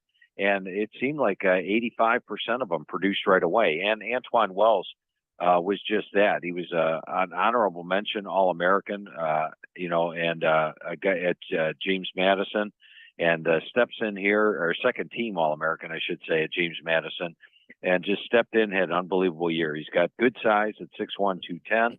He had an unbelievable first year. He's always trying to get that extra edge. And, I loved what I saw of him in the spring last year. Then I saw it on the field. He had 4 100-yard games, had a big year. I expect an even bigger year this year. And then adding a guy like a True Frost and Nicholas Harbor, I think is going to be something that really helps the offense out, because you can't just focus on one guy, and they also have Leggett there. So I think the receiving core looks pretty good this year.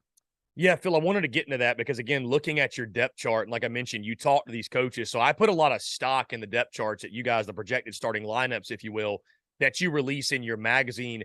You have Nicholas Harbor starting at one of those receiver spots. Did Shane Beamer indicate to you that, they're going to have him in the rotation that early to start the season, that he's going to be factored in that starting rotation at the wide receiver position? Yeah, and sometimes I make projections based on what I think as well out of the whole thing. But, he is a super talented kid. He's my number 2 rated defensive lineman. He'd be an excellent defensive lineman. He's 6'5", 230 pounds. He's big. He can run. He has range and all the tools. And he's a guy that probably not going to be blocking a lot right out of the box, but playing wide receiver. He was a state champ in high school. And if you're a state track champ in high school and you're 6'5", 230 pounds, that's a combination you got to get on the field. So Coach Beamer didn't specifically say he's going to start him, but I think by week 3, week 4, you're going to see him be up there and be one of the key receivers this year. Phil, you mentioned the questions at the running back position. It feels like a tale as old as time. We do this every single summer, talking about the Gamecocks offensive line and struggling to protect their quarterback, to get a run push. Last year was no different. 31 sacks allowed, 119 rushing yards per game. South Carolina finishing outside of the top 100 nationally. And as you point out, you lose second-team SEC right guard Jovan Gwynn, your center Eric Douglas, right tackle Dylan Wanham, and 2 backups. And you return 2 starters, but Jalen Nichols, of course, injured in the spring game most likely going to miss the entire season. You add a couple of guys from the transfer portal, the FCS level. Nick Gargiulo, the big one coming over from Yale. You add another from Charlotte, another from Mercer.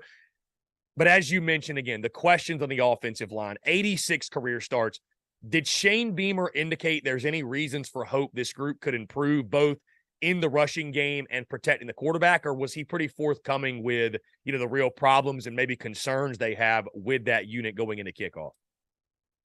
Well, he did note that they had to replace a lot of production from the offensive line, but he did say the returnees have played a lot, and a lot of them have starting experience. Losing Nichols, I think, it did hurt, but he feels they've recruited well at that position, and that he wishes they had a little more depth, but he does like 7 or 8. And really, when you talk to the head coaches, the goal generally coming in is always to uncover 8 offensive linemen that can play. That's what you need to get through the season.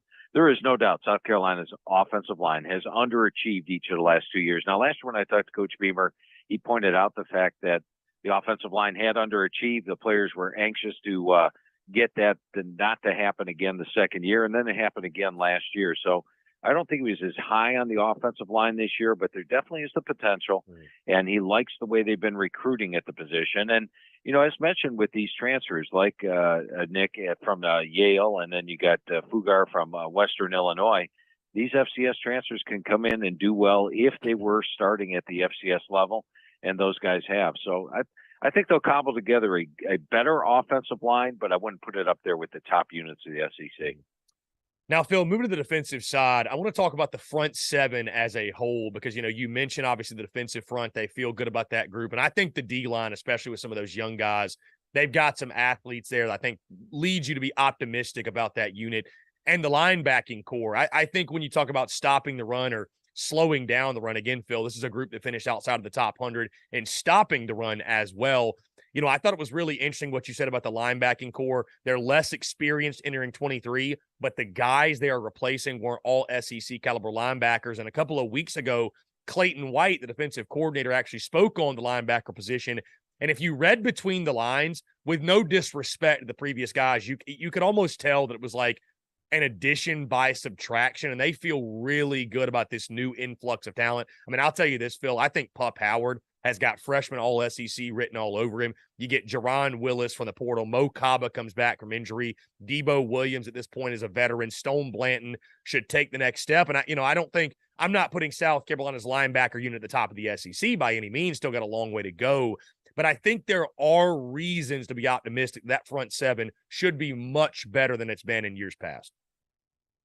Yeah, and you hit it right on the head, Chris, with the linebacking core last year. While those players were all hard workers and all that, this year's unit, I think the linebackers are, while young, they have the ability to cover.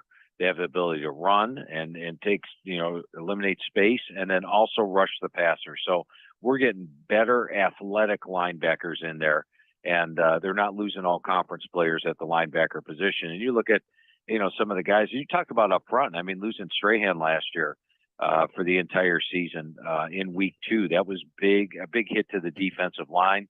You're looking at Alex Huntley inside. He's 305 pounds, and I think he's ready to take the next step. He's twitchy. He's got a good motor.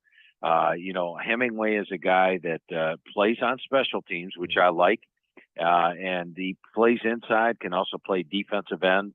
And he's just one of those hardworking guys that went to the media days, as a matter of fact. And then Tyreek Johnson, it's his turn. It's his time to step up. He's been in the program a long time. He's been pretty dependable there. You touched on Pup Howard. I think he's a guy that's going to step in and maybe be the next great linebacker at South Carolina. I don't think he's going to start the opener, but I do think maybe by the end of the season he finds his way in there and could be doing that. And Stone Blanton's a guy that played well in the bowl. He's smart. He's instinctive. And he works hard to be better in space, and I think he is this year. He's faster. He's more athletic. Debo Williams is a tough downhill linebacker. So I do like the talent they have there. I was very disappointed in the run defense last year, but you got to think that gets fixed this year with what the overall talent that they have in the front 7. Now, Phil, one thing that hasn't been a problem for South Carolina defensively is the secondary, and give all the credit in the world to Torian Gray, the job he's done in his first 2 seasons in Columbia. But you do replace a pair of NFL defensive backs, and both of your starting corners from a season ago, Cam Smith and Darius Rush, Marcellus Dial and O'Donnell Fortune, respectively, will fill in those roles. It helps when you got a pair of safeties, though, Phil, like the Gamecocks do, with Nick Emanwari and DQ Smith in the back end. Both these guys were freshman All-SEC, freshman All-American caliber type players. Just talk about the secondary. I do think, Phil, I think most are saying give the benefit of the doubt to Torian Gray, what he's done. And while I do agree, I still think it's somewhat of a question mark early on. You have to give credit and give credence to the fact that South Carolina replaces what they replace. And especially, Phil, when you take on the teams like North Carolina, Georgia, Mississippi State, Tennessee. I mean, these are programs with high octane offenses. That secondary is going to be tested early. Your thoughts on a retooled secondary for South Carolina heading into this season? Yeah, it's always tough replacing a number 2 and a number 5 draft pick in the NFL at cornerback. That is probably a concern.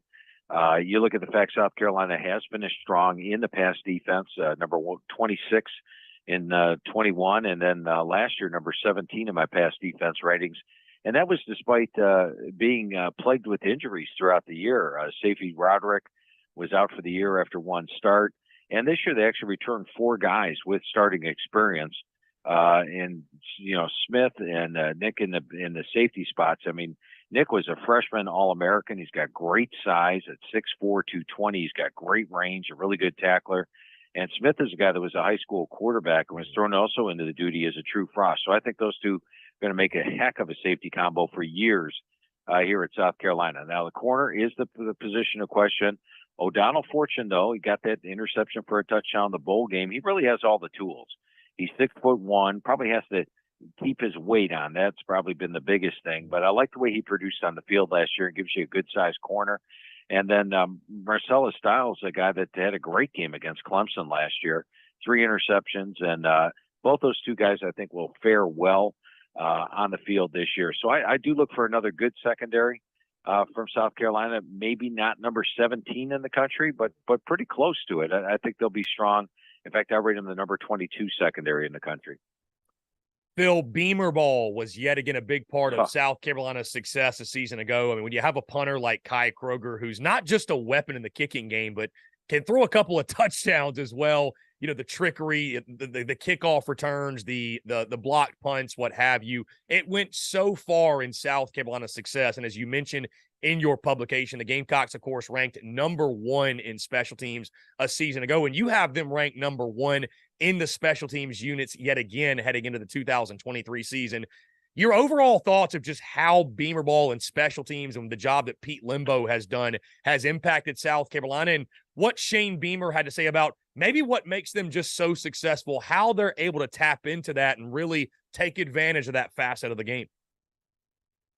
Yeah, and you knew coming in when the combination was hired, because I remember talking to Frank Beamer at Virginia Tech, knowing the importance of special teams there. You knew with Shane coming in, special teams was going to be important. And then hiring a guy like Pete Lembo, who I've always regarded as one of the top special teams coaches in the country, you're thinking, okay, South Carolina should be really, really good in special teams.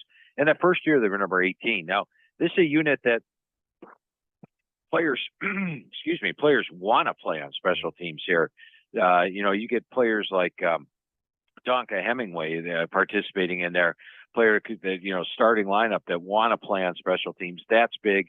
The fact that Lembo and Beamer are there, and boy, did it produce last year. In fact, South Carolina last year was outgained by 80 yards per game in SEC play, yet finished 8-5. So having special teams, I think, was a huge part of that, and nothing's really changed. Getting Kai Kroger back at punter, you've got one of the best punters in the country. They can flip the field, and as mentioned, here's a guy that hit 4 of 4 passes with 2 touchdowns, dangerous to fake at any time. Mitch Jeter at kicker, coming off a really solid year. He hit 11 of 11 field goals along at 53. And then you've got the return men are going to be dangerous. Leggett is a guy that averaged 29.4 yards per carry on kick returns. This looks like, once again, the premier special teams unit. And, they talk about, nobody really talks about special teams. I think when people break down teams, they look at the quarterback, running back, and receivers. But if you factor in special teams, South Carolina is always going to be at the top of that, especially with Shane Beamer and Pete Lembo there. Now, Phil, I know you're into gambling, obviously, with your publication, and you guys do a lot of work on that side of things. How fascinating is South Carolina, a team that it just seems they're an underdog at every turn, and they are so good. It's like the more they're doubted, the better they play. I think 7 of Shane Beamer's 15 wins have come as the underdog. From the gambling perspective, your thoughts on the Gamecocks and just, again, how fascinating are they that they just continue to defy the odds and overachieve and overcome maybe being a dog in Vegas, if you will? Yeah, it's pretty remarkable. And you go back to those back-to-back games they had last year against Tennessee and Clemson after they had 22-point dog against Tennessee, and they win the game by 25 points. That's 47 points away from the spread. That doesn't happen very often. So the next week you figure, well, they're going to, I mean, just the week prior they had been beat by Florida by 32. They're like, Clemson's going to hammer them here, and then go and upset Clemson the next week, 31-30 as a 2-touchdown dog. So you love a coach that does that.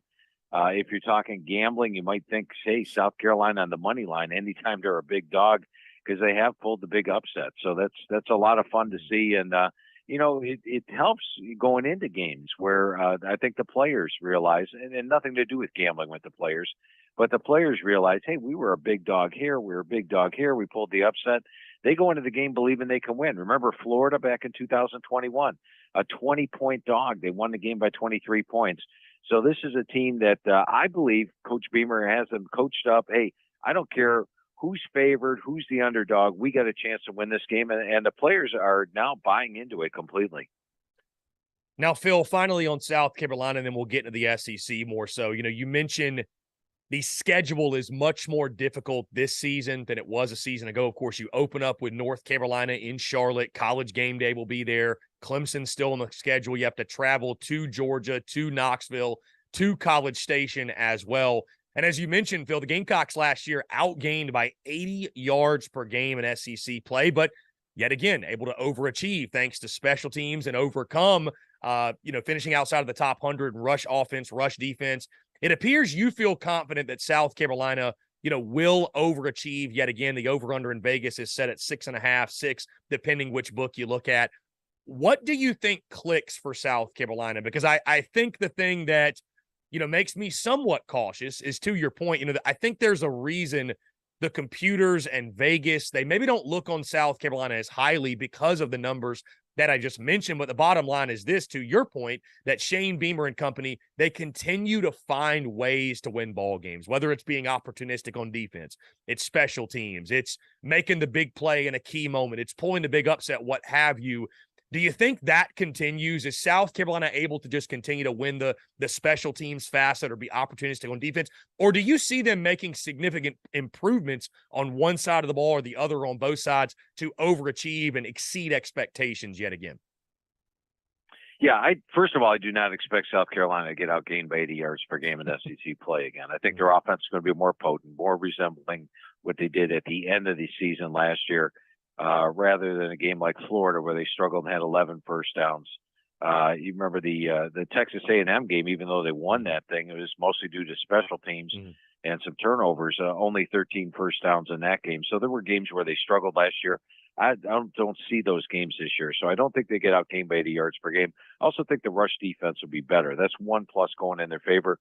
The special teams is a big factor. Now the schedule is the second toughest in the country. You touch on the fact not only North Carolina and Clemson out of conference, but drawing Texas A&M from the West, I think is brutal because I think A&M's the most improved team in the country. We'll probably talk about them in a little bit, but they do get Florida at home. They do get Kentucky at home. And I think the Missouri game, if you're looking for them to match last year's 8-win total or top that 6.5 over under, that Missouri game is going to be huge. I do think they have the talent to go into Missouri and come out with a win. I know that Missouri's given them trouble each of the last 3 years or 4 years. They've lost 4 in a row to Missouri, but I think they have the potential. That to me is going to be your key game on the schedule as to whether or not they top that 6.5. But I got them third in the East overall this year because of the fact they get Kentucky at home, get Florida at home. I think that's huge. I've got them favored against Mississippi State at home, and the Missouri game being the toss-up. Vanderbilt to be favored against as well. And Phil, we'll go through. We'll start with the SEC East and go through your picks here. You've got Georgia, of course, winning the SEC East. That's not a hot take at all. Tennessee at number 2, South Carolina number 3, Kentucky 4, Florida also tied for 4th, Missouri at 6th, and Vanderbilt at 7th. Again, South Carolina finishing 3rd. The SEC media also at SEC Media Days for what it's worth. They picked the Gamecocks 3rd, and I picked the Gamecocks 3rd as well in the SEC East. But kind of just go through briefly your picks there. Again, Georgia's the no-brainer. I think most believe Tennessee is the 4th best team in the SEC when you just look at Josh Heupel, the offense. Of course, Joe Milton is a big question mark there. And then on down the line, your thoughts on the SEC East, the way it shakes out, because I'll say this, Phil, I feel like you can kind of pencil in Georgia at 1, Vandy at 7, but 2 through 6 is sort of a crapshoot. I think they could finish in nearly any order. Yeah, it should be interesting this year, that's for sure. And, start with Georgia. More experienced defense than they had last year. Last year, they lost 9 guys in the NFL. This year, just 5.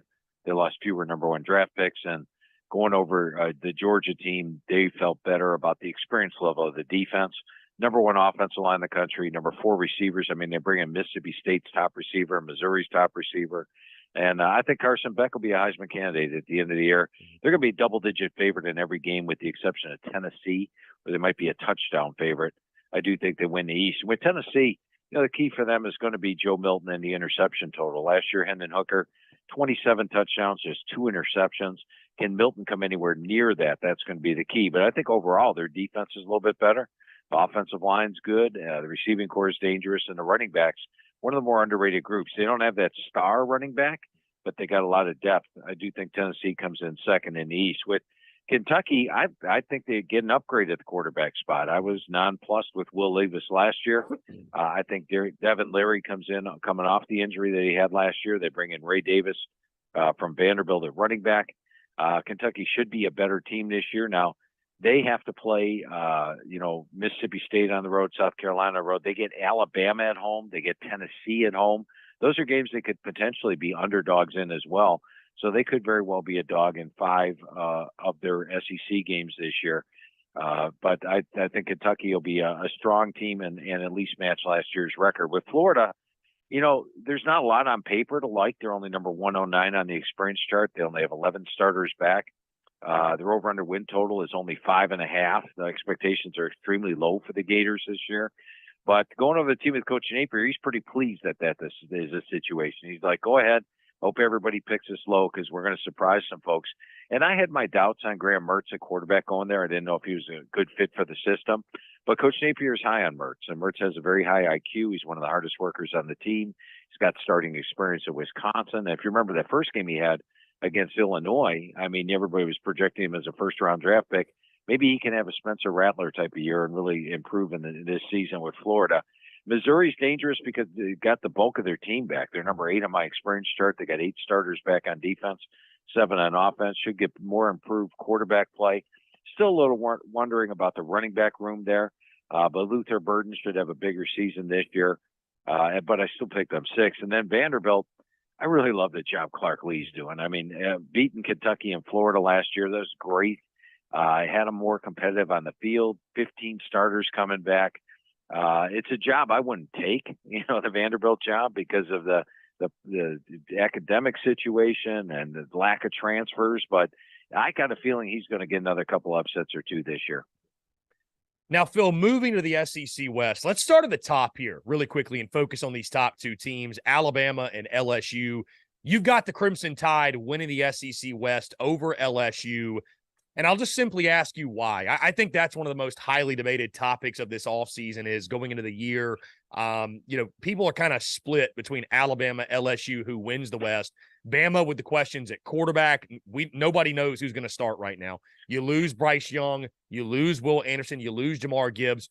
Why is Alabama the pick? LSU's a team. You look Jaden Daniels. I mean, they're as loaded as anybody across the board. What makes Alabama the pick for you over the LSU Tigers?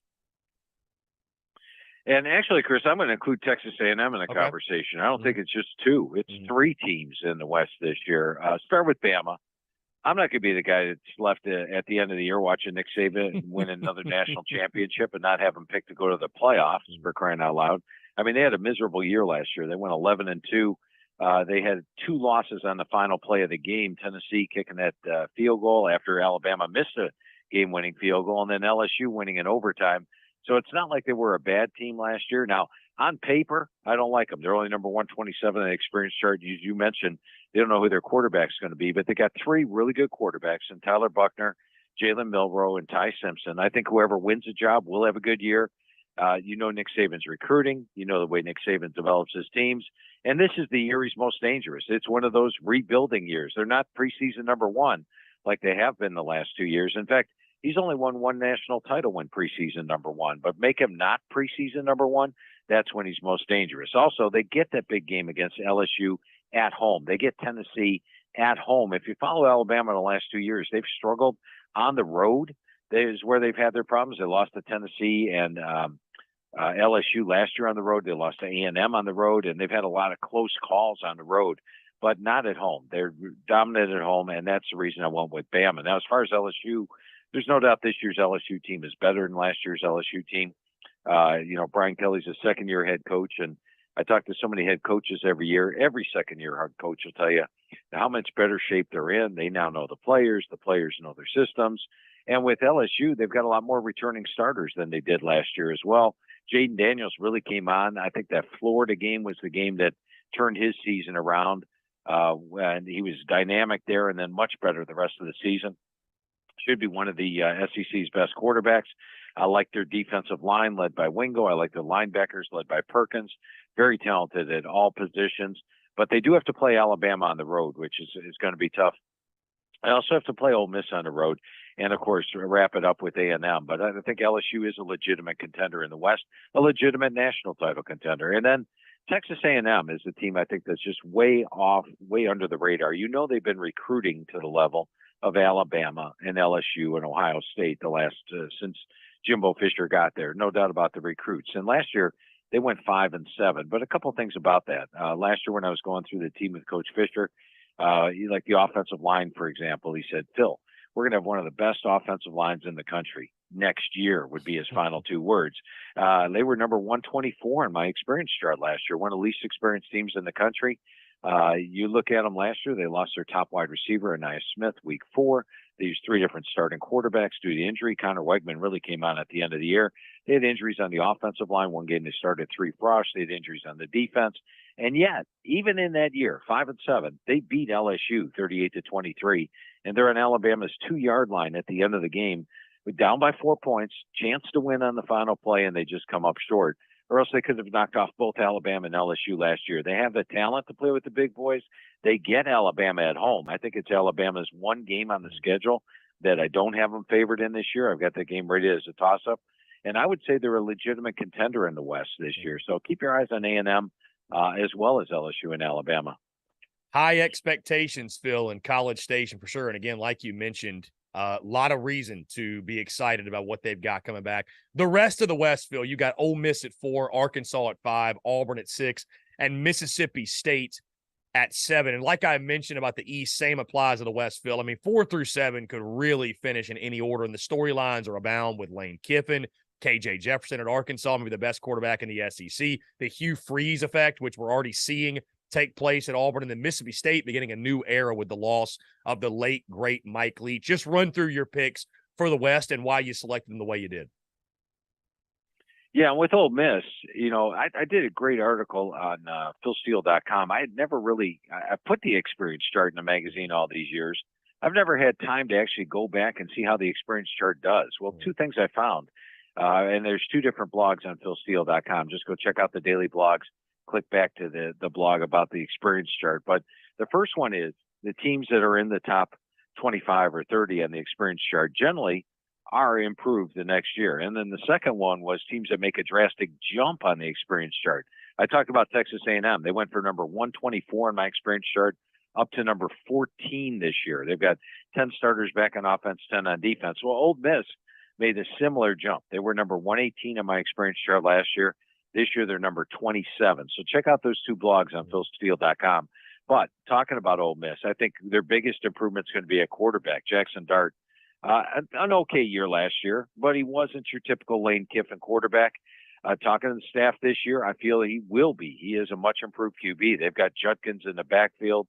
I think adding a Zachary Franklin from UTSA was big at wide receiver. They're bigger, stronger, faster on the defense across the board. They brought in a lot of transfers to go along with their experience level. And it should be another good season. And the only two games I have them a pure underdog in are at Georgia, at Alabama. I've got the A&M game ready to toss up. I got the Auburn on the road game toss up. So I think they have a good shot at matching or beating last year's 8-win total. With Arkansas, they're switching up the offense a little bit, going to more of a pass offense. They lost their top 4 receivers. However, Coach Pittman told me that he likes the receiving core and KJ Jefferson likes the receiving core. So I think they'll be okay in that respect. They've got Rocket Sanders back at running back. Pittman knows how to develop an offensive line. And defensively, they should be much better against the run. They're switching their system defensively, going to more of a 4-man front. I think that's going to help them against the run. Coach Pittman told me they were loaded at defensive end, the most improved unit on the team. So with that the case, I think Arkansas is going to be a player. But they've got that ridiculous 4-game schedule, Chris. I mean, September 23rd at LSU, the following week in Arlington against Texas A&M, then at Ole Miss and at Alabama. That's the 4 top teams in your division, all on the road in a 4-game stretch. Good luck to that. But I think it's going to be much like their previous seasons where they started fast, got a rut in the middle of the year, and then finished strong. I think they finished stronger this year. They were hit by injuries hard last season. With Auburn, I think Coach Freeze will get Auburn turned around in no time at all. He's got my number 39 experience chart team, so they have the experience coming back. He felt good about most positions, felt uneasy about a couple positions, as you would expect with a new coach coming in. But I think when you look at Auburn, the key is the buy-in. And I asked him about that because last year with Auburn, I felt after they had lost to Penn State and then when they blew that 17-0 lead against LSU, you knew Brian Harsin was a dead man walking.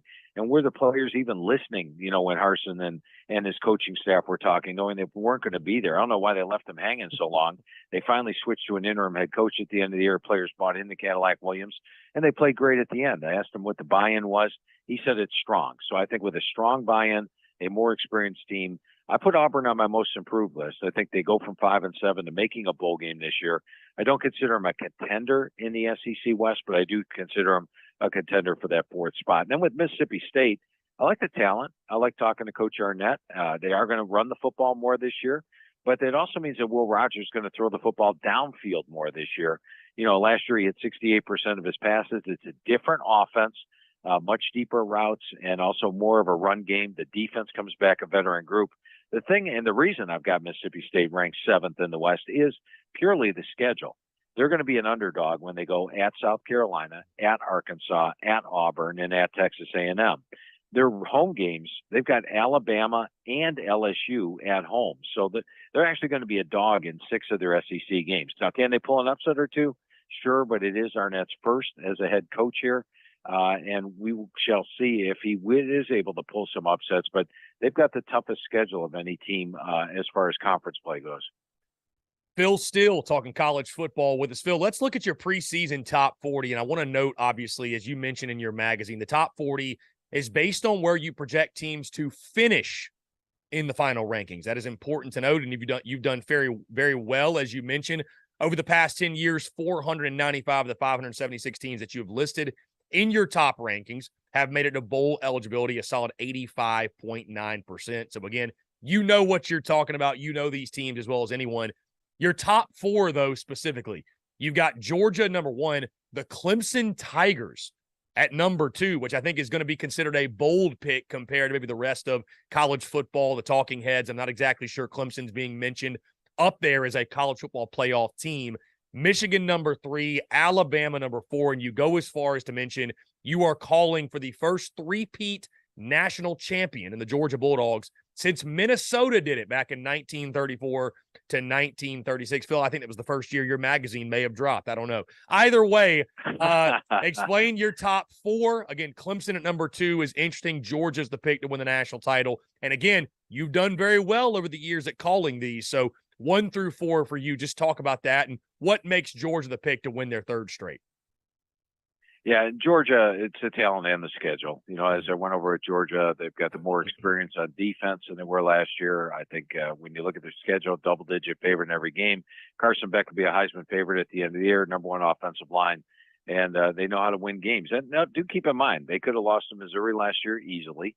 Had Ohio State made a field goal, we're not talking about a chance for a three-peat. Ohio State's your defending national champ. So, but I still think Georgia has a great opportunity to do that. With Alabama, they said, I'm not going to be the guy that doesn't pick Nick Saban to make the playoff. And then, of course, he does what he normally does in these non-number one years.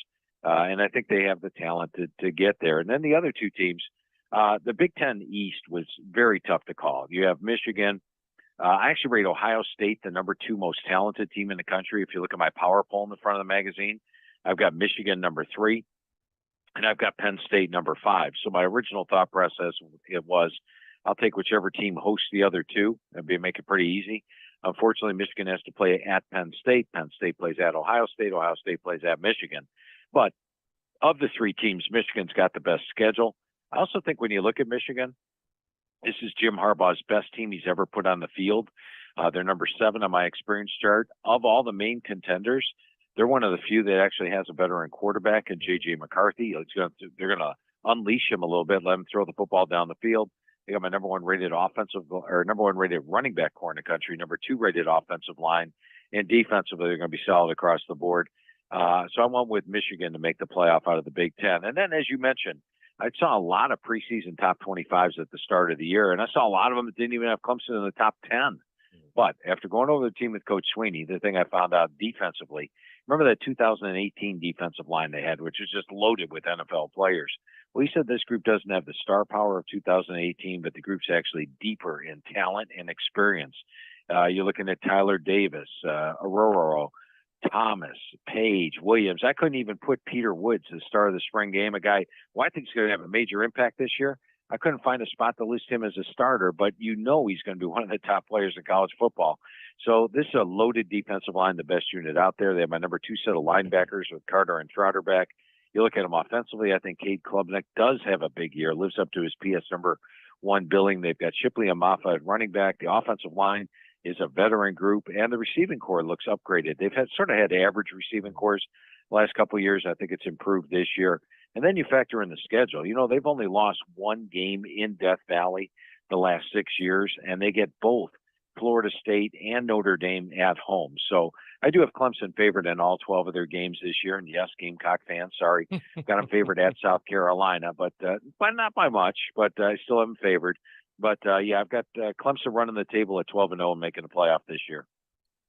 Phil Steele does a fantastic job. There's not a magazine out there with more in-depth analysis and information to get you ready for kickoff. Phil, truly appreciate you taking the time, my friend. I always know kickoff is near when we do this, and I cannot say thank you enough. And congratulations, by the way, yet again, for another successful magazine release, all the great work you do. And to everyone listening, urge you all to either get the magazine at philsteele.com or wherever the magazines are sold, of course, Barnes & Noble, your local grocery store, if you will. And if one more time, Phil, you want to plug it, and let's make sure everybody knows exactly where to go get the magazine.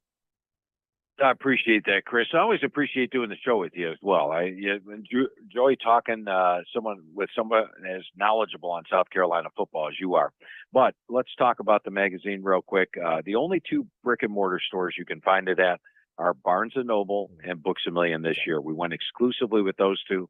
Barnes & Noble and Books A Million are the only 2 places to go. So don't go looking around at the grocery stores or Walmart, just Barnes & Noble, Books A Million. Now, philsteele.com, you get the hard copy. When you order the hard copy on philsteele.com, we give you the digital for free. The digital is updated all the way through the start of the season. That's philsteele.com, STEELE. And also, we have an FCS magazine this year. I think, Chris, you talked about gambling a little bit earlier. There's 130 games, something like that, between FBS and FCS. You want to get the gist of who you're playing or who these FBS teams are playing? I give you 2 full pages on every FCS team in the digital FCS magazine, which is available right now. That's at philsteele.com. And those are the games to wager on. They're sort of almost easy money because the general public knows everything when Alabama plays LSU, but ask them about Princeton or North Dakota and teams, people know hardly anything about it. You could become an instant FCS expert at philsteele.com. Phil Steele, always a pleasure, my friend. I appreciate you taking the time. Phil, congratulations again on the success and looking forward to a fantastic 2023 college football season. Had a lot of fun today, Chris. Thanks for having me on once again. Okay, that was the legend himself, Phil Steele, who graced our airwaves. And again, guys, as you just heard me say, you know that kickoff is near when we are talking to Phil Steele and talking all things college football. Guys, that being said, we're going to jump into a quick break. On the other side, we'll dive into our Q&A Power Hour. Your questions, your comments, your calls. I want to hear from you here on this Wednesday. All that and more on the other side. You're tuned in to the Daily Crow. The Daily Crow is brought to you by our friends at Carolina Cigars. Carolina Cigars has been in operation since 2008, recently taken over by the Peterson family in 2020. Whether you're new to the cigar scene or whether you've been enjoying cigars your entire life, Carolina Cigars has the expertise and knowledge to make your visit to their shop enjoyable. Stop by for a fine cigar and experience their classic cigar lounge where people come together, share conversations, and become friends. So if you're into cigars and you're on Hilton Head Island, you really do need to go by and see them. They offer same-day shipping nationwide, free delivery island-wide for weddings and all special occasions. They're also proud to offer premium cigars at 9 outside humidor locations around Hilton Head Island, and they have special events throughout the year as well. They want to talk to you. They want to engage. They want to share with you their cigar selection they're very proud of and their beautiful cigar lounge. When you're in the Low Country, there's only one place for cigars. That's Carolina Cigars, and there's only one place I get my cigars. That's Carolina Cigars, Hilton Head Island's premier cigar merchant. Come and share your passion. It's all here at Carolina Cigars. Give them a follow on Instagram at Carolina_cigars, or give them a call today at 843-681-8600. That's 843-681-8600. Smoke them if you got them, and tell them that Chris from the Spurs Up Show sent ya. The Daily Crow is also sponsored by Rhine Law Firm, LLC, principally managed by James R. Rhine Jr., located at 1350 Ashley River Road, Suite 650, Charleston, South Carolina, 29407, serving the greater Charleston area.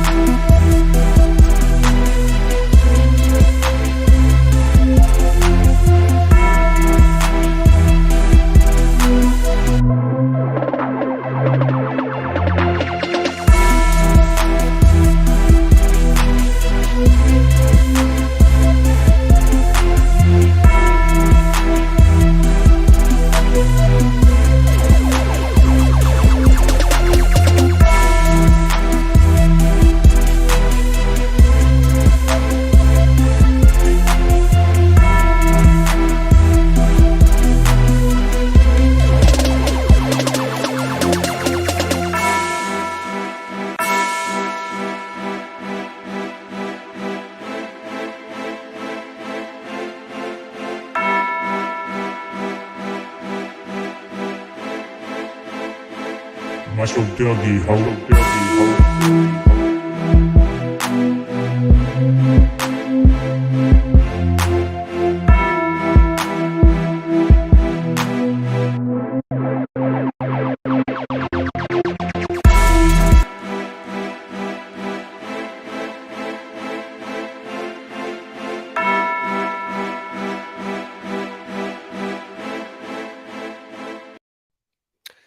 What's up, guys? We are back here on this Wednesday, August the 2nd, 2023.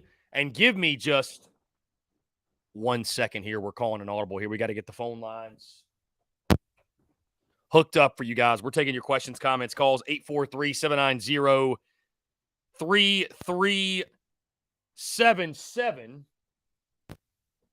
Yours truly over the break, looking up some stats, stuff like that, and forgetting to connect the phone lines. Look at that. He's losing his fastball, he says.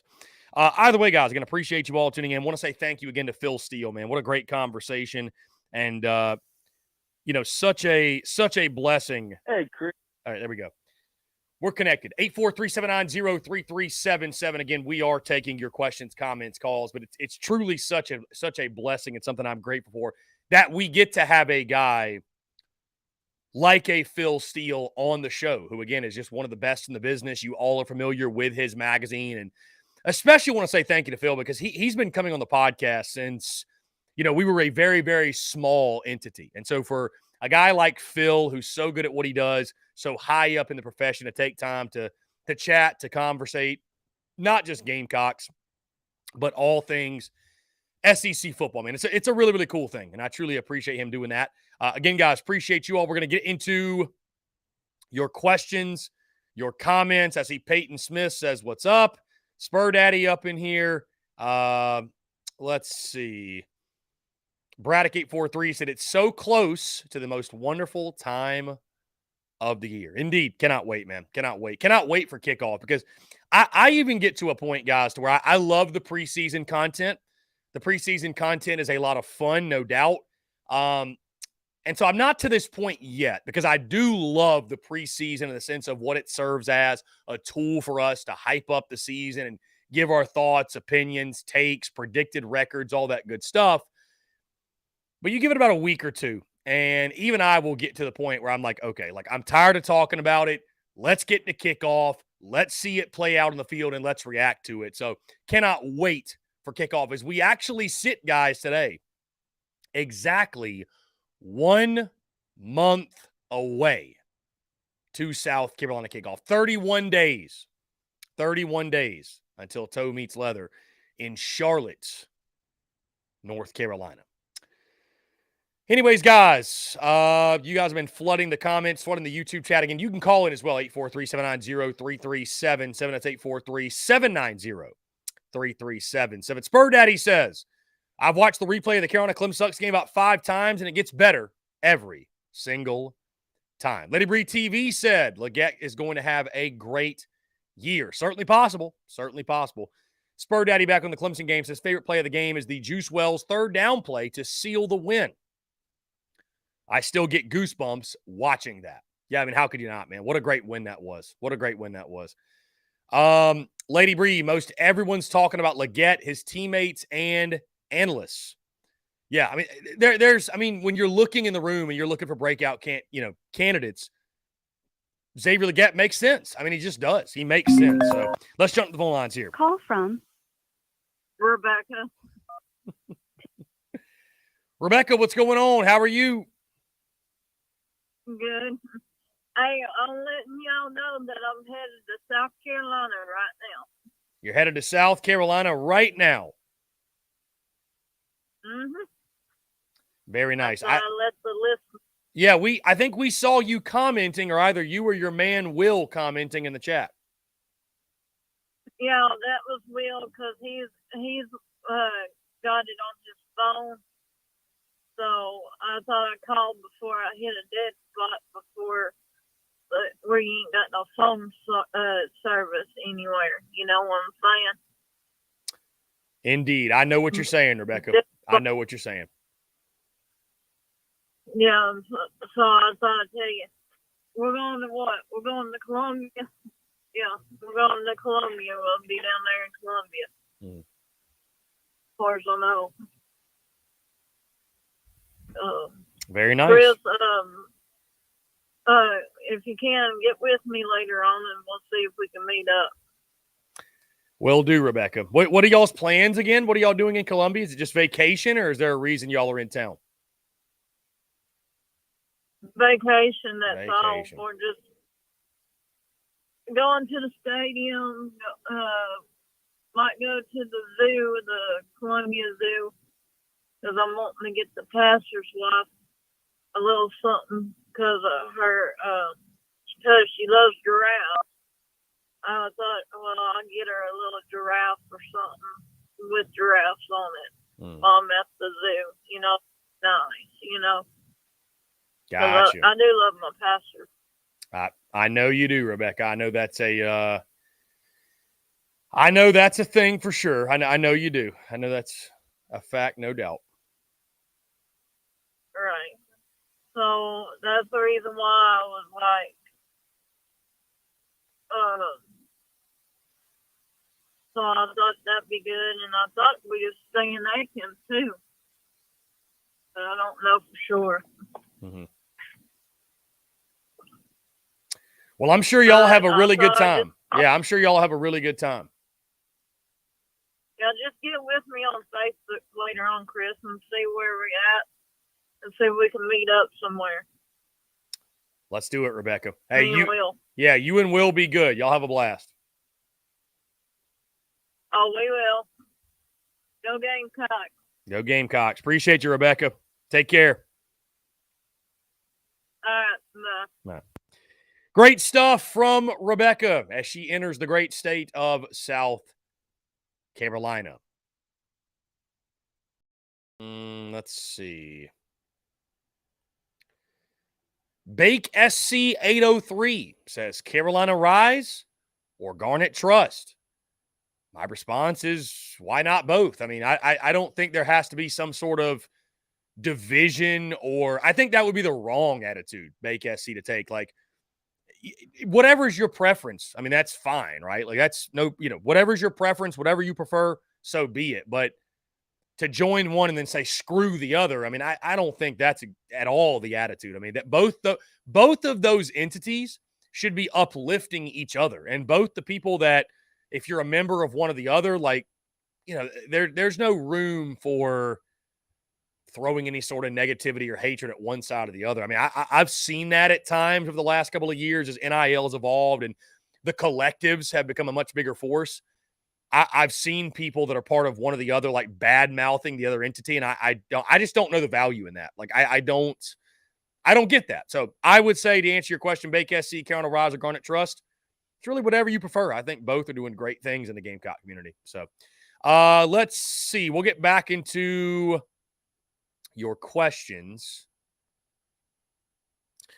Braddock843, keeping it real, says Ortre Smith is an example of you are what you are that I think of. Yeah, I mean, listen, Braddock, to your point, and I mean, it's not to knock a guy like Ortre Smith or any others, but I just think there are these guys in college football that, I mean, dude, we're going to get to tight ends, but even a guy like a Trey Knox, you could look at, you could say, there are just some guys that it's like every year they have potential and they're a breakout candidate. And it's, it can be because of their recruiting profile was really good, or their measurables, right? They're big, they're a physical guy. They look good getting off the bus, right? Like, but it just never pans out. And it's like, at some point, that just is who you are. Like, you're not, you know what I mean? Like, you just are an average college football player, or below average, or slightly above average, or like, not everybody's an All-American. You know what I mean? Like, at some point, you are what you are. That's it. So,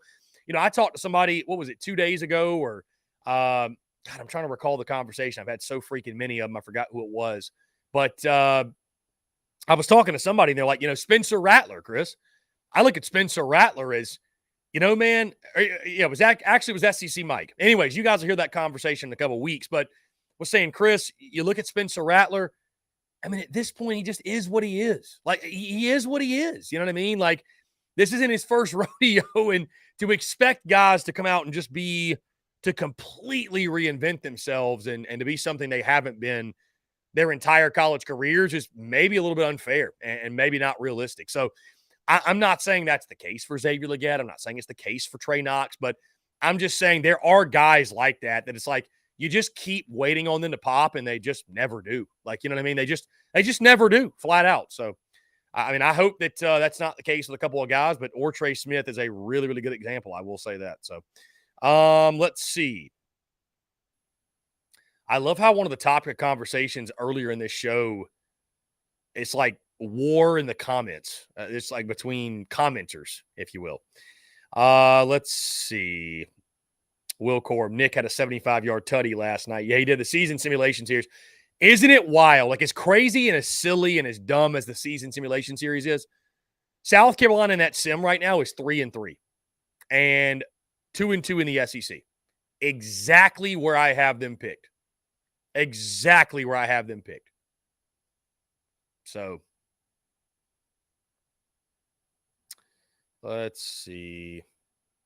Rowdy Rooster, appreciate you tuning in. Says, I agree with the grade that you gave. You know, I went back and forth, Rowdy Rooster, on the wide receivers between B and B+. But I just think you have to be painfully realistic. I think you have to keep it a buck. And, like, you look at those numbers, and it's like men lie, women lie. Numbers don't lie, though, most of the time, right? So, you look at those numbers, I mean, they are what they are. And like, you've got Juice Wells, and then who?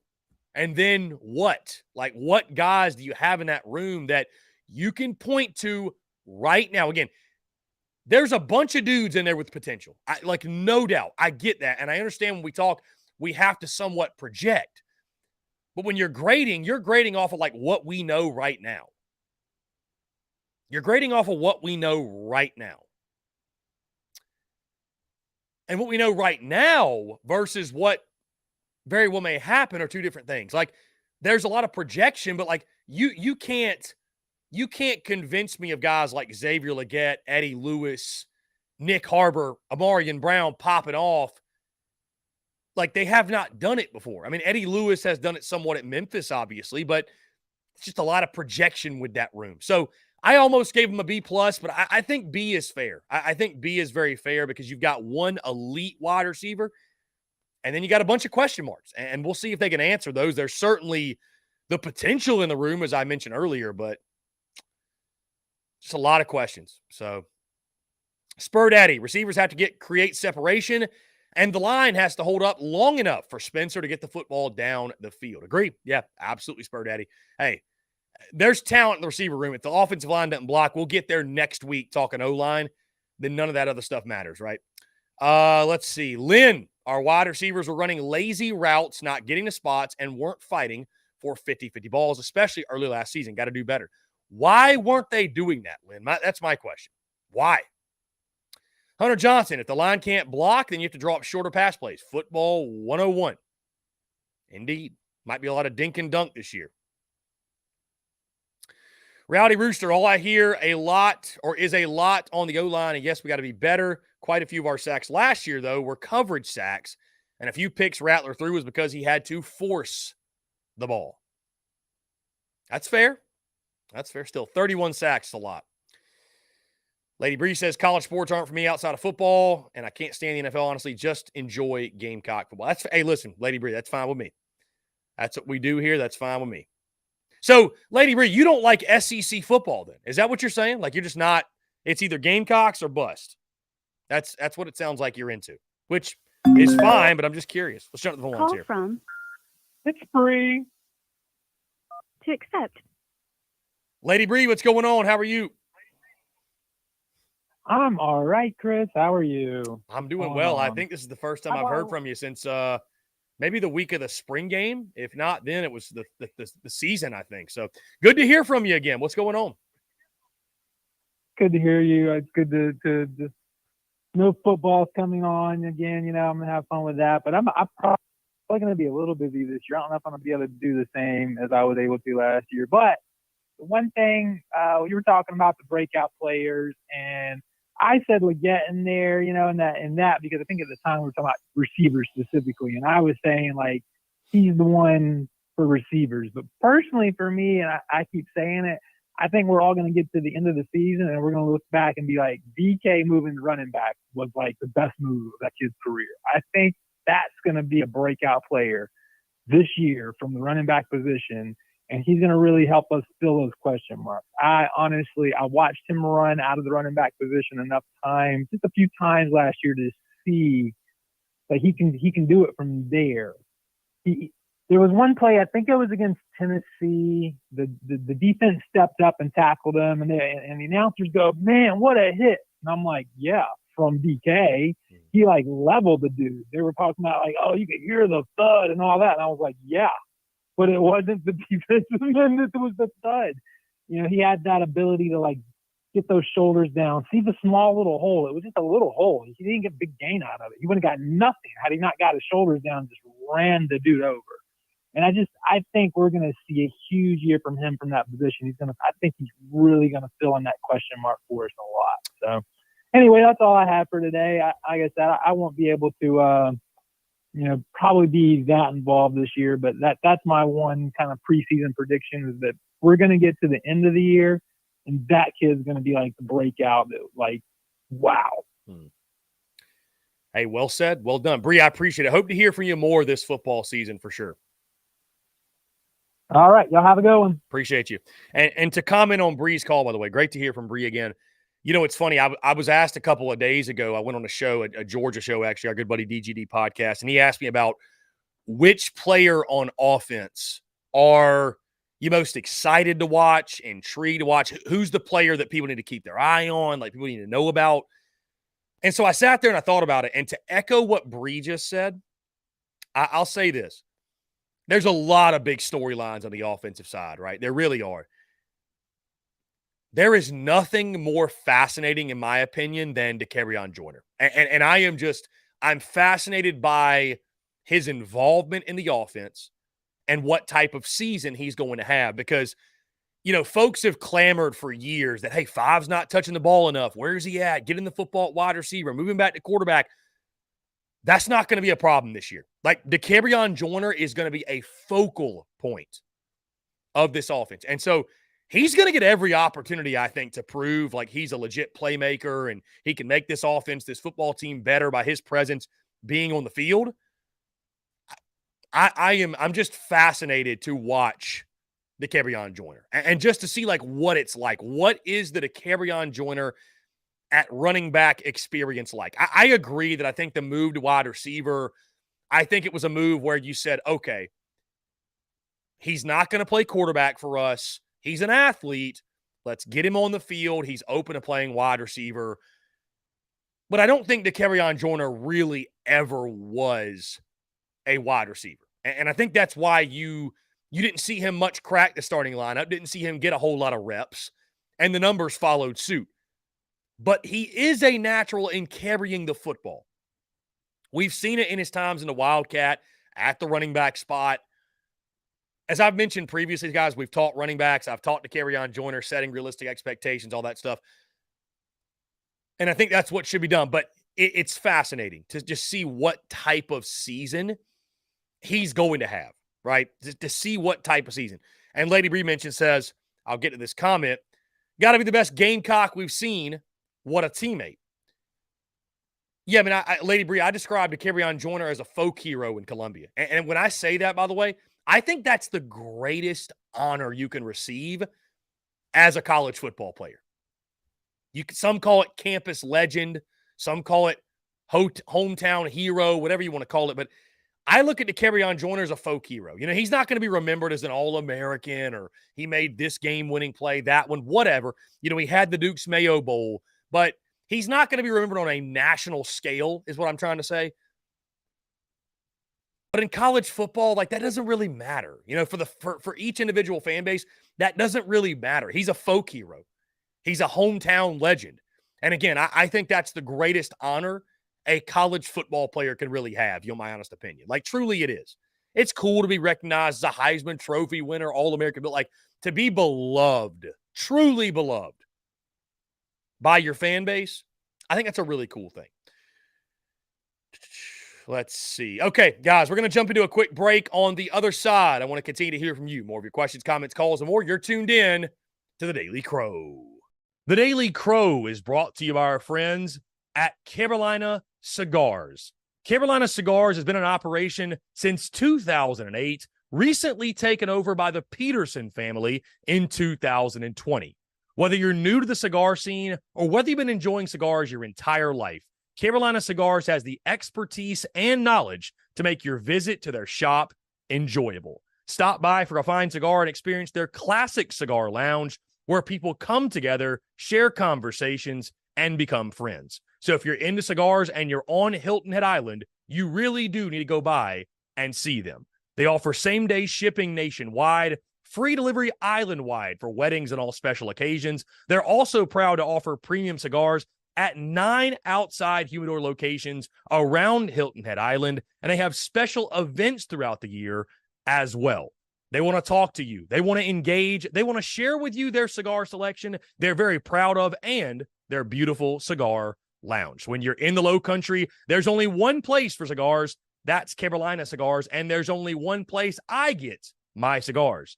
That's Carolina Cigars, Hilton Head Island's premier cigar merchant. Come and share your passion. It's all here at Carolina Cigars. Give them a follow on Instagram at Carolina_cigars, or give them a call today at 843-681-8600. That's 843-681-8600. Smoke them if you got them, and tell them that Chris from the Spurs Up Show sent you. The Daily Crow is also sponsored by Rhine Law Firm, LLC, principally managed by James R. Rhine Jr., located at 1350 Ashley River Road, Suite 650, Charleston, South Carolina, 29407, serving the greater Charleston area.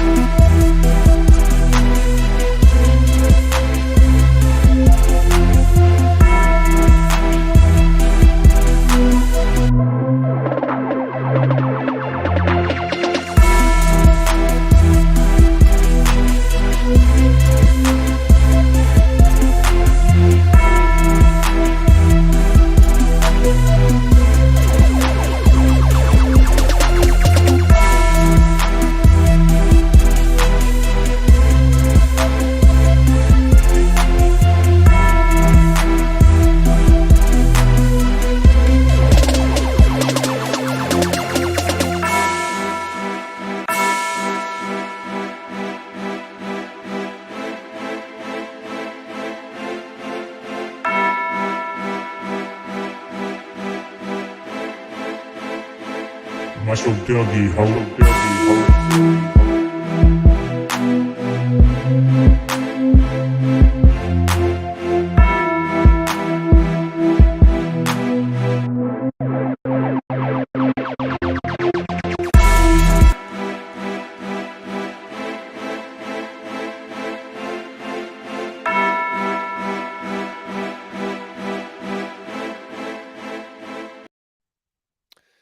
All right, guys, we're back here on this Wednesday, August the 2nd, 2023. Appreciate each and every single one of you tuning in. Again, want to say thank you to Phil Steele taking the time to join the show today. Also, you guys jumping on in this show. Been a fantastic Wednesday. Lots to get into, lots to discuss. We'll dive back into your questions. And again, guys, do not forget, you can call 843-790-3377. You can also text that number. Would love to hear from you. Let's go back to the YouTube chat. Quentin Cade says, Amarian Brown will have a breakout season. I mean, he's got the speed. He kind of reminds you of a Demir Bird, right? Like, he doesn't have to have necessarily a breakout season, but you'd love to see his speed utilized for sure. Brewer Nation says, I hate that Corey Rucker left. I don't, it don't really move the needle for me, Brewer Nation. I just, was Corey Rucker really invested in it? I don't know, man. Like the cryptic actions on social media and all, I don't know, man. That, Brewer Nation, that kind of brings something up too. That's a funny thing. I'm going to sound like the old man yelling at clouds, and I get why now with NIL, this would never happen. But I got to be honest, and maybe this is blasphemous because I'm in the content space. So, like Marshawn Lloyd last year, like him tweeting or whatever, that was notable content. That gave us something to discuss, right? But like, I kind of miss the days of like the Steve Spurrier, social media bans in season, right? Guys would delete their Twitter, they delete social media, and that'd be the end of it. I just don't see the benefit of players like last year when like Marshawn Lloyd, it's like week 4, and he's like, y'all chill on my offensive line for real. And it's like, bro, the O-line has been terrible. What are you talking about? So, I don't know, man. It can get kind of crazy. It can get kind of crazy. I don't know. I don't know. Let's see. Hunter Johnson says a lot of unknowns at the tight end room should help with getting some underneath guys open, utilizing a 2 tight end set. Yeah, for sure, Hunter. We're going to dive in those tight ends starting tomorrow. I think there's a lot of reason to be optimistic about that room for sure. I mean, you completely revamped that room in the transfer portal. My guy above average, Leggett will be the second coming of Alshon. AB will be ace. Dowell equals Spurrier 3.0. I'd love for you to be right. I'd love for that. Lynn Turner, wide receivers have got to want it. Haven't seen it yet. Let's see. Getting into the questions. Jacob Altman says Pete is the GOAT. Speaking of Pete Limbo. Ethan says, other than Georgia, I think Texas A&M gives our receivers the most issues this year. They have a really good secondary and picked up some good transfers. May need some creativity against them. Yeah, I mean, dude, you look at Texas A&M's roster. I know it's the popular thing to overhype the Aggies, but there is no reason Texas A&M shouldn't be at least a 9-win team this year. I mean, dude, they've got dudes. I mean, you talk about the Jimmies and Joes. They're more important than the X's and O's. They got the Jimmies. They got the Joes. They got everything in between on that roster, and they should be ready to take the next step. I mean, I think Texas A&M, I think they could be a dark horse. Not going to say to win the SEC West, but make some noise for sure. I mean, they're as loaded as anybody across the board. So we'll see if they can actually, if it pans out, Bobby Petrino with the OC spot, but A&M's got a lot of talent. So Lynn Turner, the best punter in the country, should have won the Ray Guy Award last year. Speaking on Kai Kroger, yeah, it's insane that he didn't. Austin Gregory says, I live in Augusta, Georgia. The Ray Guy Award headquarters is located here.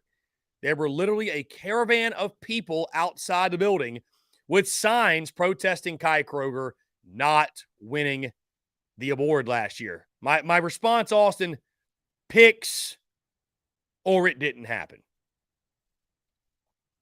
Ethan, bold take, but if Clemson wins the Big Ten, they will never win another championship. Again, Lady Breed TV, Phil Steele's magazine is just that. Phil Steele's preseason magazine. That's it. So, John Edward, he's been a popular topic of conversation today, says, I'm going to the USC-UNC game in Charlotte with my JV coach from high school. We got the tickets a little bit ago. John Edward, have a blast, my friend. Have a blast.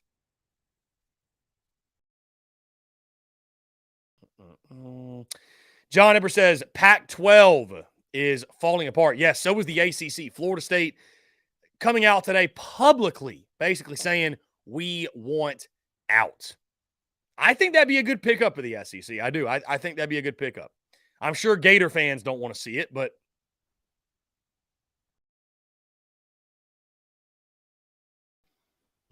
let's see. Austin Gregory, Juice Wells, future Blitnikoff winner.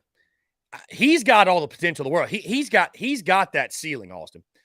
But other things need to happen, like Spencer Rattler having a really fantastic year, right? So, Brewer Nation says DK Heisman season incoming. I hope so. Austin Gregory says, we've seen great play in FCS. It can translate to great play in FBS. Example, Juice Wells. However, I hope people realize that Newberry transfer is Division II. That's a whole different world. I hope he finds success. The expectations should essentially be non-existent. I tend to agree with you, Austin Gregory. I mean, I look at a guy like Mario Anderson. He was fantastic at D2, but the speed of the SEC is a real thing, man. I just, we'll see what you get, but I agree with you. I think it's more fair to keep those expectations low and allow him to surprise, in my opinion. So Chase says, join the BCC so Chris can buy Rebecca's pastor's wife a giraffe plushie from the zoo. How thoughtful of you, Chase. Thank you. Let's see. Austin, the DMV runs through South Carolina. Yeah, Beamer has established that for sure. Austin, what Beamer's done to Mike Loxley recently is the equivalent to someone stepping on the back of your shoe and you straight up knock them down. Wow. Travi says Eddie Lewis is going to be the new Corey Rucker, but he will contribute. That's the key, Travi. That's the key. I don't care how you want to act on social media. Just be productive. Just be productive. Chase just says, you are old, Chris. I just don't understand the context of this comment, Chase. Where is this coming from? Austin Gregory, any chance we see Birch pulling Austin Stogner? Truly think that could be in the cards. No, Austin. I think when you factor in that, let's think about it. He played in 20, 21, 22. I got to think the plan for Birch this year, Austin, is have a good year in the Pac-12 and hit the NFL. Listen, I think the whole Jordan Birch back to South Carolina thing, I think it was a nice storyline, a nice off-season talking point, but I don't see it. I don't see it. I don't see it at all. Austin says, Greg Sankey's made it clear expansion is not at the forefront, but considering FSU's on the table, do you think he may act on it in order to prevent the Big Ten from getting into the Florida market? Maybe so. Maybe so. I think that, Austin, I think Greg Sankey is the best commissioner in college sports, does a fantastic job of putting forward a unified front, but he's also a forward thinker. And so if an opportunity like adding Florida State comes up, if it's the best thing for the SEC, Greg Sankey will be all over it. Fulbright Jason says, I think the deal will be better just because the linebackers will be better. That's a great point. Fulbright, we'll get there in about 2 weeks talking linebackers. But, again, you make a great point. I've talked about how optimistic I am. And I think if you listen to Clayton White and read between the lines, I think he feels that way as well. Andy Rossway, what other pieces could push this class into the top 15? Well, you're 16th right now. So I would say those at the top of the list would be Jonte Gilbert, which actually he's the 25 class, isn't he? Jalewis Solomon, I should say, for 24. Jonathan Paylor and Daniel Hill. Those would be the three guys. I think if you get those three guys, you're in really, really, really good shape. Robert Hastings, does the Mark Stoops, Shane Beamer hate continue this year? Absolutely. Absolutely. I don't know if you guys have seen, we had Nick Roush on the show earlier in the week and to represent Kentucky. And he is one that, Nick Roush was fantastic. Listen, he was entertaining. He was fun. Great to chat with. He's been going on record all week long throwing hate at South Carolina. And I will say this. Yeah, I mean, there's no love lost between Beamer and Stoops. They want to beat each other's tails, no doubt. Chase Floyd, no problem, Chris. Always have the best intentions for you. Chase, I'm still lost. I have no clue what you're talking about. No clue. Austin Gregory, if Birch has a heyday with the Pac-12, which he will, easy to stand up defensively in that conference, I know folks will claim South Carolina failed to develop him, which is an unfair take in my opinion. Bro, I feel like continuing to, and I'm not blaming you, Austin, for the statement, the question, what have you, because it's a fair statement, but I feel like all the Jordan Birch chatter does is generate negativity because, listen, this is the reality. Gamecock fans are pissy that he left and look at him as a bust at South Carolina. That's it. That's it. But there's no point in rehashing that over and over and over again. There's just no point. There's no point. You wish him the best. Appreciate everything he did at South Carolina. When guys leave in the portal, there's a lot of saltiness. There's a lot of bitterness, especially when it's guys that are starters, that it doesn't make sense why they leave, right? So, whatever, man. All we got's all we need. Jordan Birch felt best to move on to Oregon. So be it. Cool. Let's see. Quentin Cade, looking at all the past and current depth charts, Joyner is bigger physically than Lattimore, but can he be as explosive with the football? His size reminds me of Brandon Wilds. Interesting. Call from Robbie Davis. Here we go. Hall of Famer.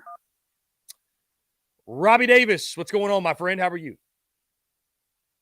I'm doing pretty good on this Wednesday. How are you doing? I am doing fantastic, my friend. Appreciate you asking. What's going on? Well, first things first, I saw David Garrett at a restaurant exactly 1 week ago today. Me and my mom and Marion R26, we went to a place called That's My Dog, and I didn't realize he was sitting right behind me until after he left.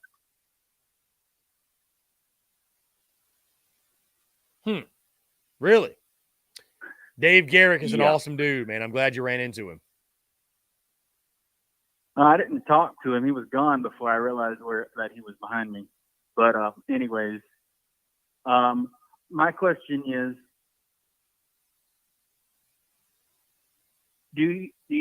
how long do you think it'll take for us to see how Trey Knox does this year at tight end? And obviously not counting the game against Furman or Jacksonville State, do you think against like Florida, Georgia, well, probably not Georgia because they're probably going to beat the bricks off of us,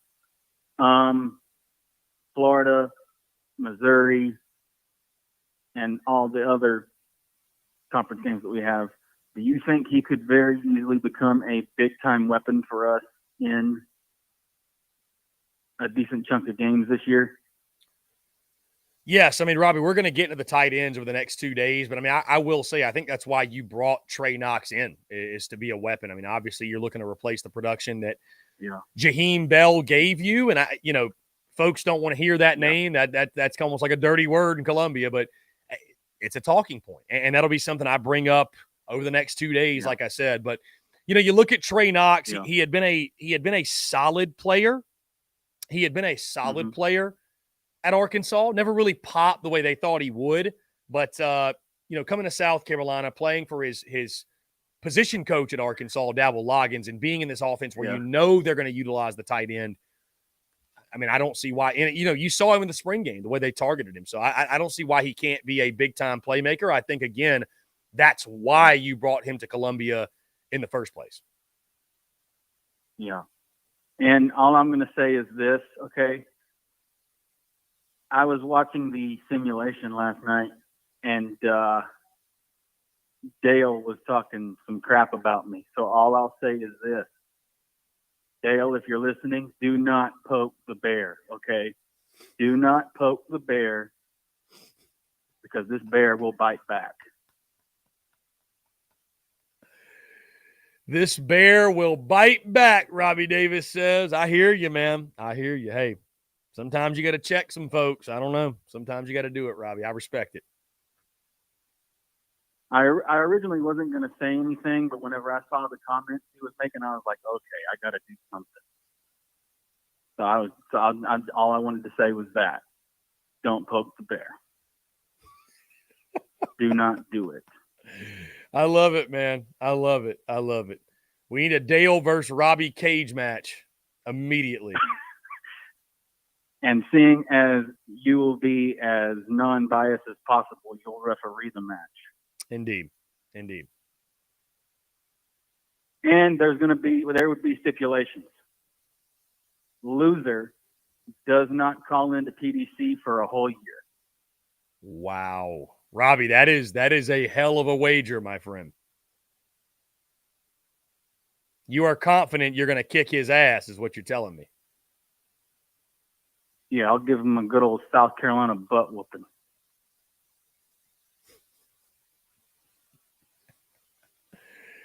I love it, man. I love it. I love it.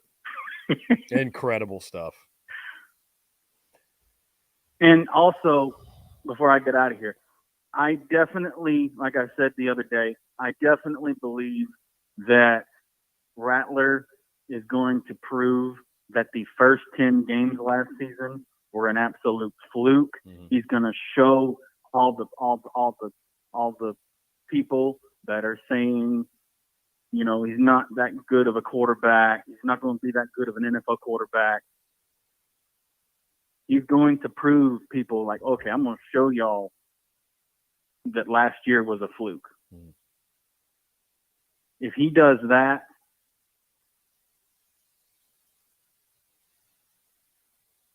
that would be great for him personally and also great for us because it'll show other recruits, like other QBs, like, hey, I can go to South Carolina and have success as a quarterback. And we have not really – have we had some great quarterbacks? Yes, in Dylan Thompson and Connor Shaw and, of course, Stephen Garcia. But other than that, we really have not had great QBs. And if he has the kind of year that he's wanting to have and we're hoping that he has, it'll show the recruits like, okay, I can do this. Yeah, it's a huge year. It's a huge year, Robbie. It'll be interesting. It's a huge year for Spencer Rattler. There's no doubt. It's a huge year, and the implications of him playing well, there are many impacts of it. So the Gamecocks need him certainly to have his best collegiate season he's ever had. So to hit their goals. Robbie Davis, Zaxby's Hall of Famer. Always great to hear from you, my friend. Yes, indeed. The one and only, baby. One and only. Don't poke the bear. All right, buddy. Don't poke the bear. All right, buddy. All right, man. Have a good one. Yeah, we'll talk to you. Appreciate you. Robbie Davis, Zaxby's Hall of Famer. Always a pleasure. Always a pleasure.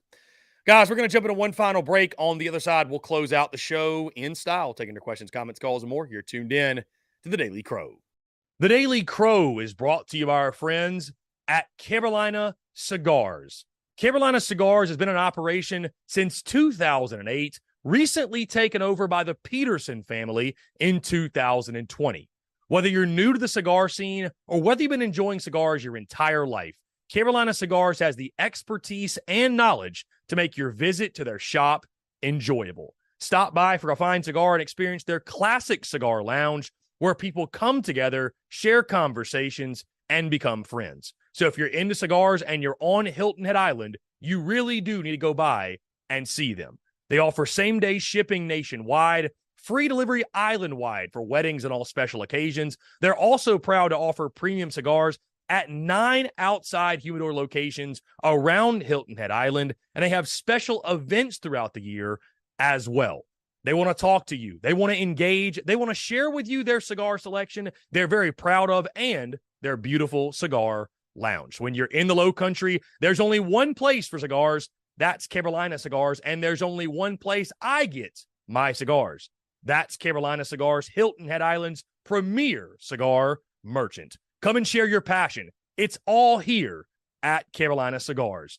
Give them a follow on Instagram at Carolina_cigars, or give them a call today at 843-681-8600. That's 843-681-8600. Smoke them if you got them, and tell them that Chris from the Spurs Up Show sent ya.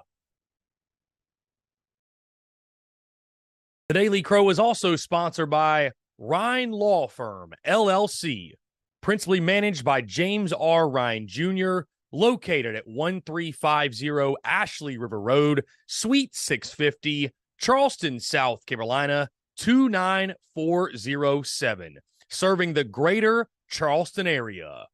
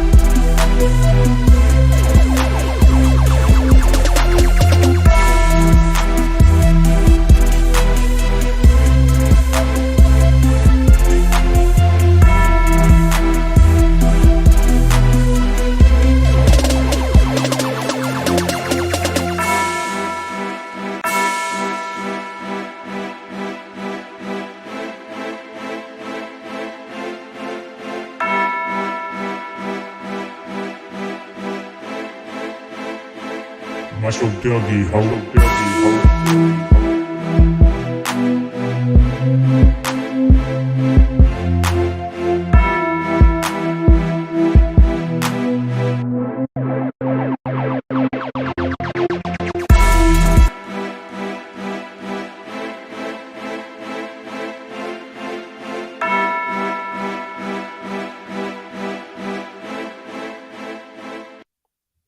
All right, guys, we're back. Final 5 minutes or so here on the Daily Crow, taking your questions, comments, calls. Let's go ahead and get into them. Lynn Turner says, I was just commenting because we talk a lot about these great quarterbacks, but they were only great to us. And don't say it's our record because NC State has had many quarterbacks drafted and starting. Ethan K says this.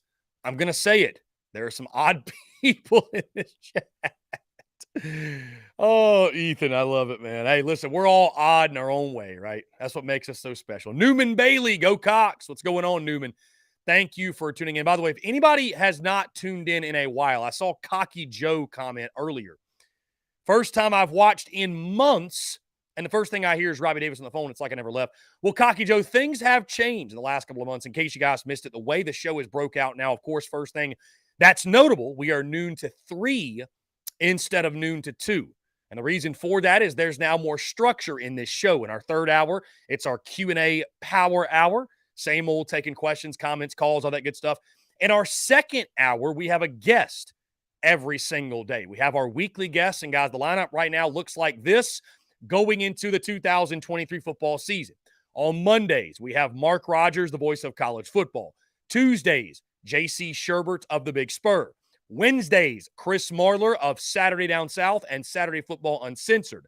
Thursdays, Mark Ryan of the Fan Upstate. And Fridays, Jake Crane of Crane and Company. So it's a star-studded lineup. That's every single day. Of course, daily guests are guests in hour number 2. And then hour number 1, Cocky Joe, we talk about all of the array of subject matter, whatever it is, whatever's on the docket that day. Normally 3 or 4 different topics of conversation. Then, of course, everything is distributed out via podcast form under the Spurs Up Show on iTunes, Spotify, Stitcher, Google Podcasts, wherever you get your podcast. So, in case you missed all of that, those are the changes to TVC. Austin Gregory, Mark Ryan segment tomorrow will do numbers. Oh, it will, Austin. It will, because I'm going to challenge Mark Ryan.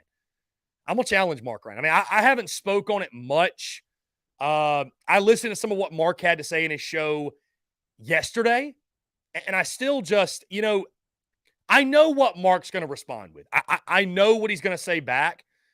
But the problem with Mark's response, the problem with his rebuttal is it's like, Mark, you're playing dumb. You're not dumb. You're playing dumb. You're smarter than that. And unfortunately now, anything that the Fan Upstate says about the commitment of Dylan Stewart, how great of a player he is, how great Beamer's doing in recruiting, it's going to be completely overshadowed because you decided to lead with comparing Shane Beamer and Will Muschamp in recruiting in a means to almost somehow knock down what Beamer is doing. And listen, Mark Ryan's not obligated to say positive things about USC. He's not on USC's payroll. Like, I don't like when people act that way towards me. I'm not going to act that way towards him. But Mark can't bitch about catching hell from people. It's just like, bro, you know what you were doing. You knew what you were doing. You got the impressions you wanted. That's totally fine. I get the game. I get how it works. I just don't understand why that was the first thing. I don't get that. I don't get that. And I can't wait to ask Mark Ryan. I don't want to attack Mark Ryan tomorrow. I'm not going to attack Mark because, again, guys, this is maybe what separates me, why I'm able to do this, whatever. Maybe there's others like this. When a take like that is put out, I don't dislike Mark Ryan, the person. I don't have negative feelings about, man, I wish that guy would just go away and he sucks. And I can disagree with the take and we can do it in a civil manner and that be it. I mean, you heard our good friends, you heard Mark Ryan and our good friend Brad Crawford do just that on his airways. But I just want to understand where he's coming from because it doesn't make sense to me. And maybe it doesn't have to, but I'd like to hear the explanation behind it either way. I don't know. I just don't get it. Anyways, guys, electric show today. Really, really good stuff. Again, appreciate you all tuning in. Thank you all so much, guys. I mentioned this, by the way, yesterday on the show and last night on social media, but, the fact that we set a record for podcast downloads in a month. We did that over the course of July. 64,140 podcast downloads. And guys, we're trending to break that record in the month of August. And we'll probably break that in September. It's truly a blessing, man. I can't say thank you guys enough. Truly grateful for each and every single one of you. Make sure that you hit that subscribe button on YouTube, that bell icon, so you get notifications of when we go live, when new video content drops. Then, of course, the podcast drops on a daily basis, Monday through Friday, 5 p.m. Eastern. That distributes on iTunes, Spotify, Stitcher, Google Podcasts, wherever you get your podcasts, of course, under the name The Spurs Up Show. Just going through these comments, these questions, to make sure we did not miss anything. I want to make sure we got all your questions. Looks good. Let's check the BCC one more time. We are good. Okay, guys, again, thank you all so much. Appreciate you all tuning in. Have a fantastic rest of your Wednesday, and we will talk to you all tomorrow.